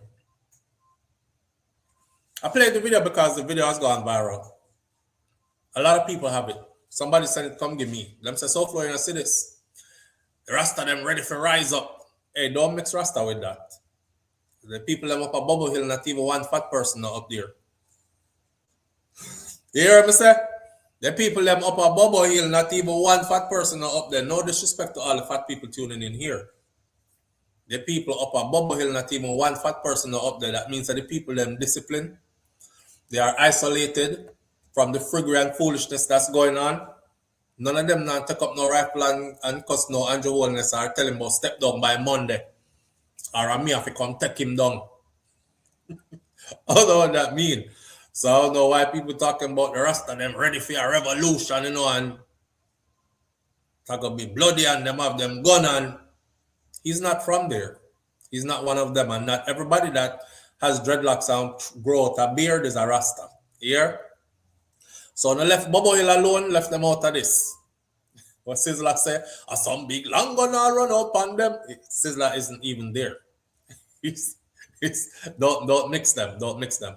All right. Them a sip ital, stew, sipping, sip, and behaving themselves, holding a reverence, and chanting Bible verses and beating a bingy drum. And catch up a big fire up there and I burn out Babylon that way while listening to Capleton's new album that's called Heights of Fire. Them not in and none of that. You know, some know say them will find him. Even if him they are foreign, them are going to find him. And watch and see if they don't find him. Or you know, plan to go back to Jamaica no time. Me can't do that. I can't do a video like that. The reason being is because I land in Jamaica quite often. So as soon as I land, you know, them will surround me at anyone at the airport, them when we land.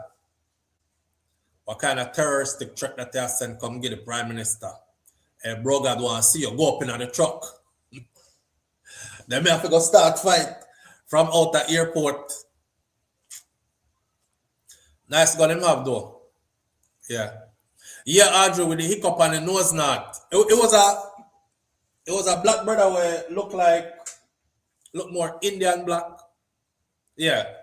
I think him the same come from West. I don't remember if it's Westmoreland or St. or one of them places. But anyway, he was like, me. When people for dead around here, so we do the killing. And me get the order. Who live and who dead. Me run that place here. I say, wow.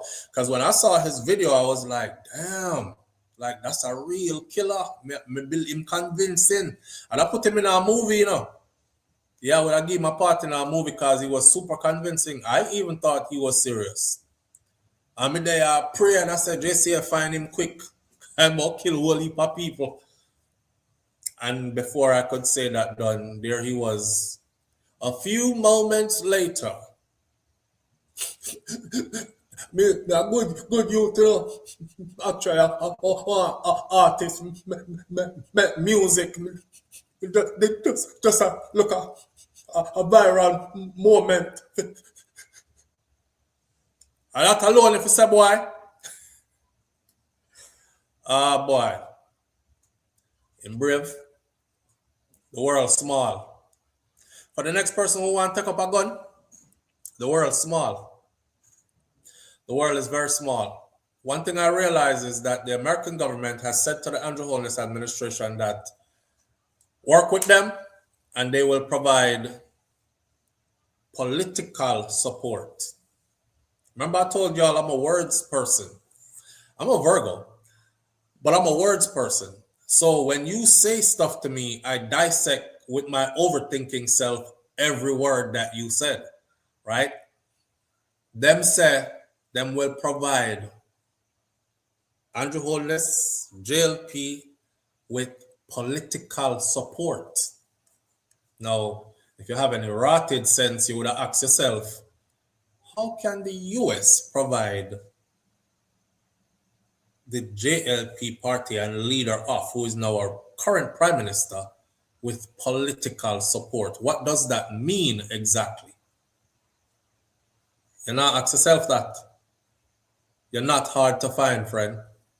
So whether you're there foreign, which part you can actually hold a gun because it's legal in the state of Florida to have one, may have a couple like that, or you're in Jamaica hiding out in a gunman place and you really have one, they'll know soon. They will know soon. You made a video like that, you're on a radar. You made a video like that, you're on a watch list. You made a video like that, somebody just started monitoring you way closer than before. I'm just saying. I tell you so you know. All right? maybe he was under the influence of something. They're about to find out. They're about to find out. So when you see strange people start moving closer to you or stuff like that, I go through it before. I went through it before. And I was scared shitless. Because I started thinking, live on the air with SouFLo, good morning. Hey, morning, SouFLo, how you doing? I'm good enough, family. What go on?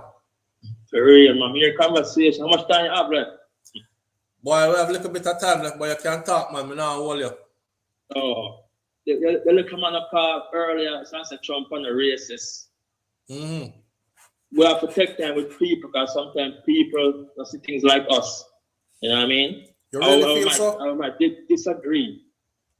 We might disagree, but don't bully him. Because right now, we hear them come off and everybody just add to what he never said. You know what I mean? We can't do that. We talk about what he said and don't add to nothing. I'm mad what the man has said. I never think to many people. So like people say, oh, he's one of them people who are alone of in America. Never said that. Never heard him say that. But him not have to say that in those words. Him say no, man. Him saying certain other things could tell you that that's who he is. No, man. The man said, saying nothing wrong if America or the American government want vet people to come to the country, I feel them countries. It's right. I think so Jamaica too. We don't want anybody to come to Jamaica over saturated the place well. Yeah, but you see how you're dissecting question now, not dissect, but you see how you cut off all of what he said there though.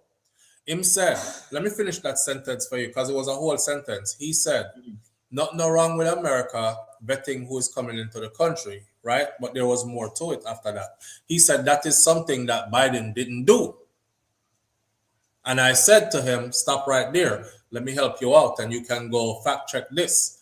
When Biden took office, Biden wanted everybody vetted to come into the country, but his plan required bipartisan support, which would release enough funds to make it happen because he wanted to send thousands of personnel to the border as well as build facilities there that would keep everybody there and vet them there as well. That was how that chain of conversation went. So he never just left it there and said, the US have a right to vet everybody will come in. And I agree, because I don't want, and then I would say I agree too. I don't want everybody just going into Jamaica. I would like for the government to be vetting them. But him went further to make a point as if to say that was his whole thing. Everything that Trump did or suggested is right to him. And I'm trying to draw a counter with him to show him, say, and so it go. What he's thinking is right. He has half of the information. All right. So you don't have to say outright. Like, a racist don't have to tell you outright, so them racist against you. Them don't have to tell you outright, say, yo, me not like your kind, me racist against you. So on and so forth. You see, the man who come and said to me a while ago, he like, if not say, him no one, it's such a mankind, and anybody come up to be who we chose, and you don't get that from him though. I get that from the conversation. I get exactly that from the conversation, because how can you be first of all, if you're an immigrant, you shouldn't be gatekeeping in anybody else's country. But listen, man, you're an immigrant. Listen, you know what I said? Yeah. Him have every right, the man have every right to say, people supposed to come to the country the right way. You know why I have the right? Because now America, I would say, we have to set up people, because people will come in and get vet, they might come and rob and thief, and then they're going to say the whole way the same thing, the majority of the people. You know what I mean? Bro, they already say that about you anyways. They already say that about you anyways. Yes, and the reason why they say it is because of what happened. No, the reason why they say it is because it comes from white people and it's a racist thing. Just like how they say black people commit most of the crimes. They already say that about you anyways. You are criminal to them no matter what. No matter how much suit and tie you put on, no matter how well behaved and reserved you try to be, no matter how you try to present yourself well polished, and I'm not one of those, I'm one of these. When them ready to heap you rotted up with the worst of your kind, they will do exactly just that. So the people he's catering to, him can never change their perception of who he is. So closing the doors on your own people to make them feel good, still when time you lock yourself in there alone, or you and the others who came through the correct way, they're still going to look at you all the same way as grouped in with the worst of your kind. Because that's what they do. Oh yeah, when they become illegal immigrants then. When they come in across the border, when they have a vet come across the border, they know your home, they have the right to say why you're in place, no matter what you're saying. Yeah, that's for everywhere. That's for everywhere. We're not disagreeing with that. We're not disagreeing with that. But what we're talking about is you trying to gatekeep. Who send you over there to be agent? Do you know that majority of us who are here legally, we are here because somebody came here illegally first? Or came here legally, let me be specific, came here legally and then decides that them never go back. So their status, then they became out of status then. A whole heap of Jamaican run off over here so and say, yo, boy, I'm gonna make the little visa expire, but me now go back a yard, I'm gonna stay right there so and get myself straight, and then me I go send for Susie and Damian and Jason them, make them come up here too. But me have to go get myself straight first. That's how a lot of us came here. There's some people are law-abiding citizens across the board. Where the man can't be a law-abiding citizen, and I say, yo, people to come in and place the right way, and maybe believe in that. You can't say, you're a gatekeeper, you can't believe you do the right thing. Well, when you're from a certain community, you have to understand the dynamics. No, dynamics, man. For example, Chicago, then, look how the youth of Chicago are going. A killer to one. You want me to say, black people, if you walk the road and see two black people coming a hoodie, I mean, I walk with my youth, to take her up on my hand. But you say a white man probably did because we create this thing. Whoa. Stop. Say that again. If you're walking the road and you see two black persons in a hoodie and you're with your little one, you pick her up in your hand. But if you are walk the road, same road, and you see two white people in a hoodie, you're not gonna fear. No. That's what you just said. In a hoodie. That's what you just said. We create this stereotype with our own self. We can't blame people but say we do rob, we do kill each other on a level, a rate. All right, so brother, slow down with me, calm me slow. It's hypocritical. You just said that if you are if you are walk down the road with your picnic and you see two black somebody in a hoodie, you pick up your picnic. But if you are walk down the road and you see two white somebody in a hoodie, you not pick up your picnic, you probably won't pick up your picnic because you're good. I'm gonna watch them, but I'm more paranoid with our black man because here we now.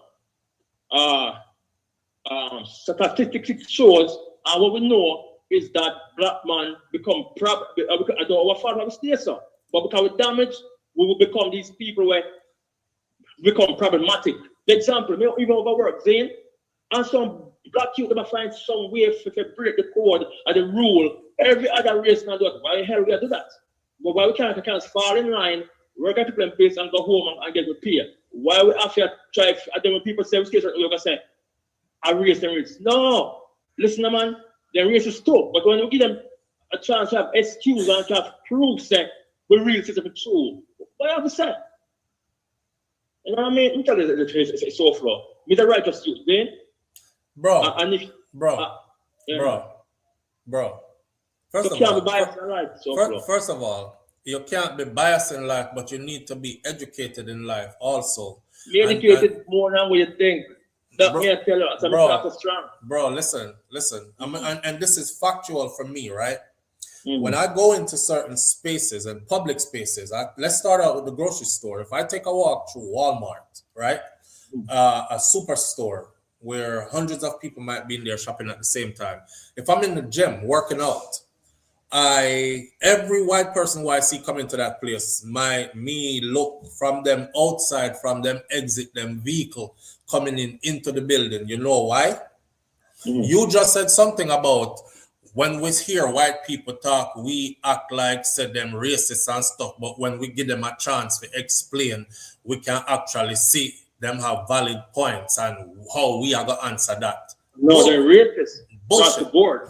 Listen. Give them excuse to make them say true. No white person ever has any right to generalize and say certain things about us, period. Just like we don't about them, period. Now, what me I tell you is this. You know why I look at all of them, white people, when I see them? It's not racism. It's because of what statistics shows me. Majority of mass shootings are done by white men, white young boys or men. They are known for going into places and shooting up the Ross place and killing multiple people at a time. They've done it in movie theaters. They've done it in churches. They've done it at concerts. They've done it in grocery stores. They've done it in schools. They've done it. So when it only makes sense that when I'm in any of those places and I see them coming, I start looking to make sure, is he holding a rifle? What if him just take out of the trunk of the car? Me up on the treadmill walking about, me I look through the glass out and I scan the parking lot and he's coming in the building now. I never seen this guy before. Right, so I have a valid reason why, and therefore that cannot be described as racism. That is me going off of statistics. I don't know if one of them coming in here to do that, but for you now to say, y'all go down the street and if you say black man in a hoodie, you pick up your picnic them, but if you say white man in a hoodie, you not pick up the picnic them, you feel better. Like, how are you trying to say white people not commit muggings? Robberies? Yeah, them do it, but no, that's how we do SouFlo. That's a lie. SouFlo. That's a lie. That's another lie. That's a lie. That is what Chicago, you believe. You're not going off the numbers. One on SouFlo. Chicago. Who make Chicago a crime infested? Okay, now you're going into, because Chicago is big and it has different communities there. So you're going into the predominantly black neighborhoods. Now, hear this. In every predominantly black neighborhood, the crime statistics is black against black. Because guess what? Our black people live there. So them are fight with the same people them will live there. In the same breath, in the white community where there are predominantly white people, guess what the statistic looks like? White against white crime, because it's mostly white people live there fighting against themselves. How much per day? Brother, just go and look up the Prison Bureau statistics. You think they go and look up the Prison Bureau statistics. In your mind, it seems like black people commit most crimes, so you believe the BS that you've been taught. You drink the Kool-Aid too. But go look up the statistics and go off of the actual numbers, because these numbers are being tracked. Look up who is committing most of the crimes. Look up who is, somebody has you believing that it's you. But SouFlo. Maybe not connect right now, then. And the neighborhood where the black people and there. As soon as I enter, I come out of this. Yeah, but bro, It's listen not to what y'all because- talk about. You it's said the not- neighborhood where the black people them there. Mm-hmm. That's what you said. The neighborhood where the black people them there. No feel safe. I feel safe. My dad lives in Connecticut. There are neighborhoods. Matter of fact, when I left Jamaica, just to make you know, when I left Jamaica, I went straight to New York. We landed at LaGuardia Airport. We went from LaGuardia Airport to Connecticut, right? Me used to work at Bridgeport, okay, at a Save-A-Lot, I think. They closed it down now. And my family still lives in Connecticut. We know about the other side of Connecticut versus the other side of Connecticut, if you know what I mean. Mm-hmm. Right. So when you're talking about crime and demographics and numbers, you have to break it down by, now it's the same thing in Florida. There are places here where it's a black community, but no crime happens there. All the houses are nice there. The families are together there. And then there are black communities in Florida now. If I take you to Miami and I take you to Overtown, Carol City, Opelika, you know, you see them on First 48 all the damn time. It's a different thing. SouFlo. So that doesn't say that we are the ones committing most of the crimes. All it says is you are going to volatile areas where it's mostly predominantly black. Oh, okay, let me say something. So you are telling me that white people are create just amount of crime as we, as here, and even more? Yes. Yes, exactly. Are you shocked to hear that? Because you're Hold on. brother. Tell me, say, in a predominant white community, that robbery go and shoot, not people drive by? They don't shoot and drive by because they have different things going on than us. But go look at your prisons and figure out why they're there. Crime is crime. Crime is crime, just like sin is sin. A man a measure for him sin against somebody else sin. You know, me murder a man down the road because me did a try rob him and him did shot on the money and blah blah blah. Versus a man, and you're gonna say, oh, me, I'm not like the one where molest off the picnic them, but a two criminal. SouFlo. Yeah. But the black man's side, then, but on the white man's side, I know that them against it, them racist, then. But the truth is, if me can press a button now and I have no color, no race, no identity, I make a choose my family safety after live in a certain, every black community, some of them nice enough. But yeah, some place where black people, most of them are beer, when you want to talk, I must take a son of some people, but that's the reality, you. But that's well known though, man. Some places are impoverished and that's where a lot of prostitution and drug dealing and gang affairs go on in those areas. But that doesn't mean you should use that to judge black people on a whole and I talk about say we are committing most of the crime, them and all these. We're committing most of the crimes in the areas where we are concentrated at. So like me said to you again, if you mash a ant's nest, right? A beer ants in there. Eh? Black crime problem. Murder, robbery. White people killing at the same rate. And don't ask me, again, don't ask me and don't laugh. Go look up the Prison Bureau information. It would tell you at what rate, how many of them in a prison for murder, rape, and all these other things. No, you drink the Kool-Aid, bro. Them give you the Kool-Aid. The Kool-Aid? Yeah, the Kool-Aid is what make you think. Once we drink the Kool-Aid, then we start to think, say, we are the problem. We start to think that everybody else is better than us and we are the worst. So what am I that's the Kool-Aid that you drank. Y'all tell me, say, this naive, so white people create them up a crime and then enough knock up on the news. Now we are on a show? Yeah, okay. That's a part of the agenda. Let me tell you something, right? Hold on, let me tell you something. I want you to notice this. I want you to notice every time you hear, walk with me, come on, is an experiment me I give you.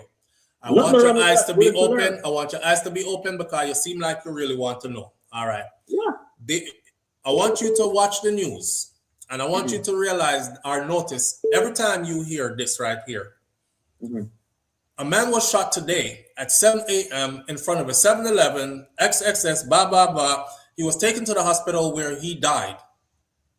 Suspect ran off in a vehicle, left in a blue car. Suspect, nothing about the suspect.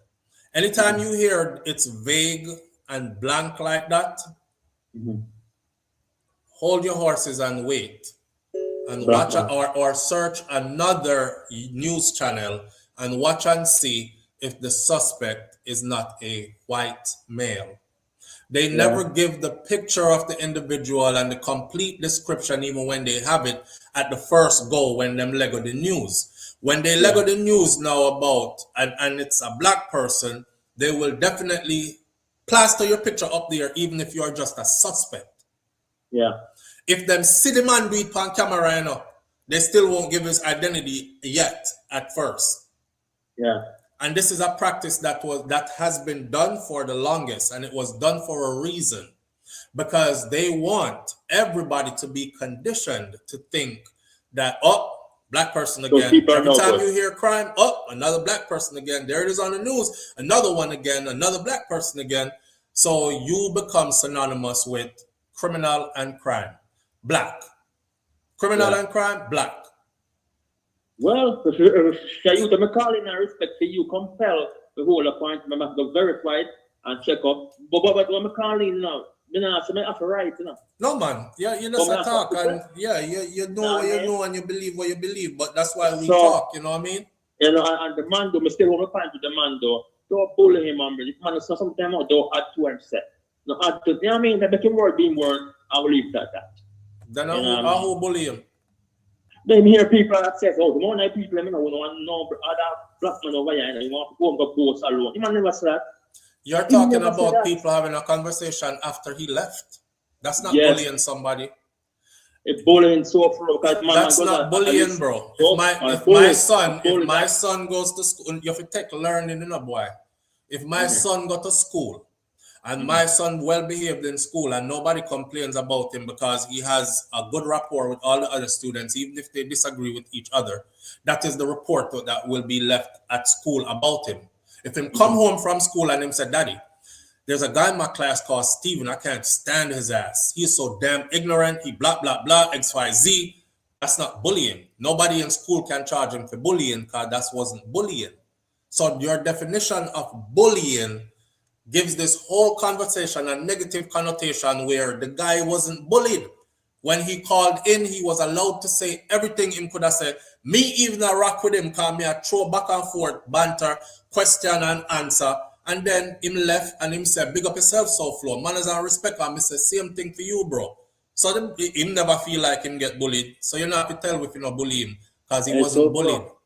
Well, if you call in, it might be something different. But listen, you would never hear me like somebody calling and say a thing and me go say, the person has no sense when I add to something they never said. I'm not scared of that. But you might make him points. That are you. Right. That are you, but where you're sure then. You're right with that. Okay. All right then. Big up yourself. All right. Manners and respect, bro. And when time you come off of the phone, people are going to chat about how you did that chat just now. And it's not bullying you, it's them having a conversation about where you did that set. All right? All right, big up yourself. All right, brother. Manners. All right, so. Caller. Valid point here. Black people. Live on the air with SouFLo. Good morning. What's up, Flo? It's me again, sir. What go on, family? I don't want to bully you. So. Hey, I'm going to file a complaint. I don't want to bully you here. So Flo, I think, what's it, the young man's name that called in? I forgot what anyway, my good sir, big up yourself, because I listened to the other callers that called in. Yeah. And it's as if it's a free platform. I love this platform. I've been following for years. Yes. It's as if me never did to say what me did to say. Yeah, but people are going to have their opinions when you say stuff, right? Yes, but when they're making comments and saying, oh, I just see my alone as black people fit their bone. Yeah, that's how we talk as Jamaicans. Well, that is not what I said. I think the audience, the few individuals that called in, they are strong man in my argument. Because I'm saying the same way how America, laws are laws. People of Jamaica shouldn't be in uproar about who is coming to their country. Because as even you said it, Flo, America to leave immigrants alone, whether they come here illegal or not, overstay. No, that's not what I said. No, that's not what I said. I never said forgive that. me. I did not say that. Repeat what you said. What you're doing now, you see, you make one agitator get under your skin, and you left here feeling. You left here feeling. Okay, chill. You left here feeling okay, and now that one person throw gasoline by your liquor fire is blazing now. So now you feel differently. So now you're calling back, and now you're saying stuff, rehashing and saying stuff that I didn't say. I would never sit here and say what you just said, because I have to be responsible, and I don't want somebody going away saying, yo, that platform over there supports illegal immigration. What I said to you, though, is this. You should know the dynamics of the community from which you come. So in this community here, the immigrant community, whether you like it or not, there are a lot of people who came here the wrong way and then made life right here. So you got your opportunity to come here, and you're here. Don't be a gatekeeper. Move out of the way and make them handle them gates. No circumstances was I gatekeeping. But your statement says you are, bro. You don't have to say it outright. Your statement says you are. Because I said come the right way. Well, it starts from the conversation of me and you having, where you said, I asked you about policies, or I asked you about why did you vote for this guy, and you said policies, and then you went off on the whole immigration thing, right? Right. Mm-hmm. So you talking about border seal, and he did it with a what you call it? Where call it? An executive order and all these other things. That's you gatekeeping. You don't have to say I am gatekeeping. That is you gatekeeping. Immigration. Oh God, no. See, and then again, we're not going to go around in circles, because I already explained to you in detail what that was. So you can go and research that for yourself, which I know you haven't. So we're not going to run around in another circle there. It's not about if Biden wanted to. Biden wanted to, and he tried to. It's about those people who you like so much you can't see the truth, not getting on board with it on purpose because they had another agenda. That's that. My issue with the few individuals that called in, they're not wanting to look at logic and what are laws, right? Oh. They're just looking at I can speak to be here, and I can speak for them. I can definitely speak for them when I say this to you. Listen to me good. Nobody is talking about laws here. Nobody is not talking about logics here. We're talking about you being a part of an immigrant community that gives off anti-immigrant sentiment. That's what we're talking about. That's what we're talking about. So you can frame it however you want to frame it, but as simple as I can make it for you, you are an immigrant that is giving off anti-immigrant sentiments. All right. With the young man that called it, with his hoodie analogy. Did you hear what he just said? If he's walking down the street and him see two black guys wearing hoodies, he's picking up his children. But if he's walking down the street and see white guys wearing hoodies, he won't pick up his children because he'll be all right. Flo, it's called pattern recognition. It's called pattern recognition. Yes, Flo. Man. Flo, you live I'm sure you live in a prestigious neighborhood. So you took your family. You would never bring your family into a community that is deemed the hood. So, and there's a very reason for that. Why not? It doesn't mean, well, everybody who aspires to live, everybody who's raising children aspires to live somewhere where gunshots don't fly all the time and where it's not volatile. Now, correct. Right. But what he was looking at was crimes that happen in volatile, predominantly black communities. There's a difference there, because there are communities that are predominantly black where crime rate is not high and it's not a volatile community. But you know, a lot of prestigious black communities in Atlanta, yeah. Okay, so what you are saying? What I am saying is pattern recognition deemed that who else you see walking around with black ski masks? The culture itself, it's toxic. Bro, I'm from Florida. I'm from Florida where black dudes and white dudes do the same shit and look the same way. So a lot predominantly white guys are walking around with ski masks in the hot sun. A lot of predominantly white guys, pants sagging, tattooed all over, speak Ebonics, gold teeth in the mouth, tattoos on their face, all of that. And how does the authorities treat them? What state do you live in? Georgia. You live in Georgia. What Yeah, part of I'm Georgia? telling a lot of times, man. A lot of times. No, Okay, Georgia, no. But I'm telling you about here and where I'm from. So again, you have to put that kind of conversation into a certain place. You can't use that broadly.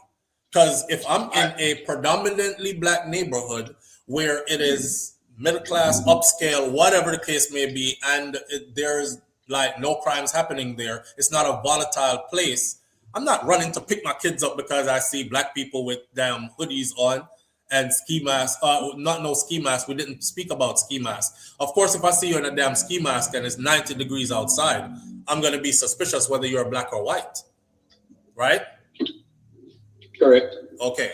So it's where the conversation goes. But for as a black person to say, it doesn't matter where you're at, if you see black people, that's kind of like saying if I see black people walking past my car, I'm locking all the windows and the doors. Stereotypes are earned. Stereotypes are earned. Every culture has a stereotype, and that is because stereotypes are earned.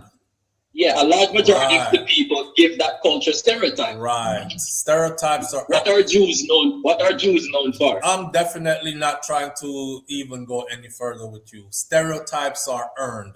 What I find with you is this, bro. Every time I try to help you, you try to not help yourself. So I take 5 pounds. I take 5 pounds of dirt out your bag, and you put 10 pounds of dirt back in the same bag. You like being sunken. Are you going to end up the debate? It's so as if you're going to end it. You like being sunken, so I'm not gonna try. I'm not gonna try to pull you out of that sunken place. No, but I love the flow. We're debating, flow. This is why I love your platform. Yeah, but it goes past debating though. Sometimes it's just some conversations that you just don't prolong. You know. All right. It's totally understandable if you want to end it. But my question was going to be, what are Jews known for? And I was going to list a lot of other cultures and ask what they are known for. What you're asking us to do then is to just go off stereotypes. And you said stereotypes are earned, and I'm out of here. Earned. At that point, I am out of here. We all don't. Right. All right, bro. Totally understand. Understand. Manners. Yo, Gerald, you're in here. Gerald said, Flo, how can we differentiate when it's Stammer or the phone or it's Maverick? Earlier when the first run-out trip supporter call in, I said, wait till Maverick call in Flo 10 years older. Them not age me, no, Gerald. Them not age me. I do love a good banter, but at some point you gotta cut some conversations loose. You know what I'm saying? Because there's no point in it. There's no point in it. People are going to believe what they want to believe. And I understand when somebody take up a position on purpose. Like me, I'll do that sometimes. I will purposely play devil's advocate, knowing that I totally agree with you. But me, I will put my foot in at the person who you absolutely don't agree with, just for a good banter. I enjoy those. But that's not who I'm talking to. I'm talking to somebody who actually believes what they're saying. So, I mean, I can't save them and I can't change it. And they're not trying to even hear what I'm saying because they're stuck and love being stuck where they're stuck at. So you just left them which part them stuck, you know? He said stereotypes are earned. And I want y'all to think about that. And then I want you to think about every friggin' stereotype that they have of black people, especially negative stereotypes, and ask me if you earned those. Live on the air with SouFLo. Good morning. Good afternoon. How are you? You're calling good time because I'm gonna leave soon. Flo, when the guy said about if him see white people in a woody, he's okay, but him pick up him kids if him see black in woody. Yeah. I'm like, one to the Ku Klux Klan. Yeah. When he sees them, what will he do? Jerome. He probably would feel safe. He probably would feel safe till them string him up. What? Right, he's going up, he'll be like, I should have picked my kids up and ran. You don't do this to me. This one I should have picked my kids up and ran. When it's too late, huh? Good one, Jerome. Big up yourself, my boy. Manners. All right. Yo, on that note, I can't go no further to that. I have to left it right there. So, yo, Jerome, listen, you're a necessary part of this year because not even I could have came up with that one. Jerome said, the brother who called that said, when him see black people in a hoodie as a black man himself, him pick up him kids them. But if him see white people in a hoodie, him not pick up him kids them because I'm all right. The most famous hooded white people, the Ku Klux Klan. So I guess he ain't picking up, he ain't no precautions, right? Because them white. Oh, it's the hood. It's okay. They're white. Until them cast him with the rope. You know, them do that something there with the horse them and cast them until them cast him with the rope and start string him up. Then he's going to be like, oh, I should have took precautions. Oh, you're going to do this to me? That's funny. Yo, listen. Manners and respect to everybody tuning in. What you say, Carissa? Carissa, big up yourself. Carissa Smith says that's exactly what I was thinking too, Jerome. That's funny.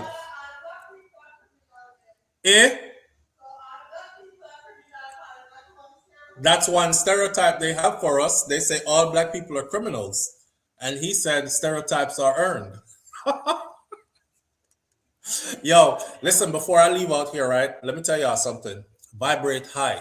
Try your best to vibrate high. Okay? Also, try to find something to smile and laugh about every single day because life is short, no matter how long you live it. I learned that from an old white man who was about to be 100 the next day, and I was talking to him on his 99th eve of his 100th birthday, right? So, with that said, black people, and listen to me and listen to me good.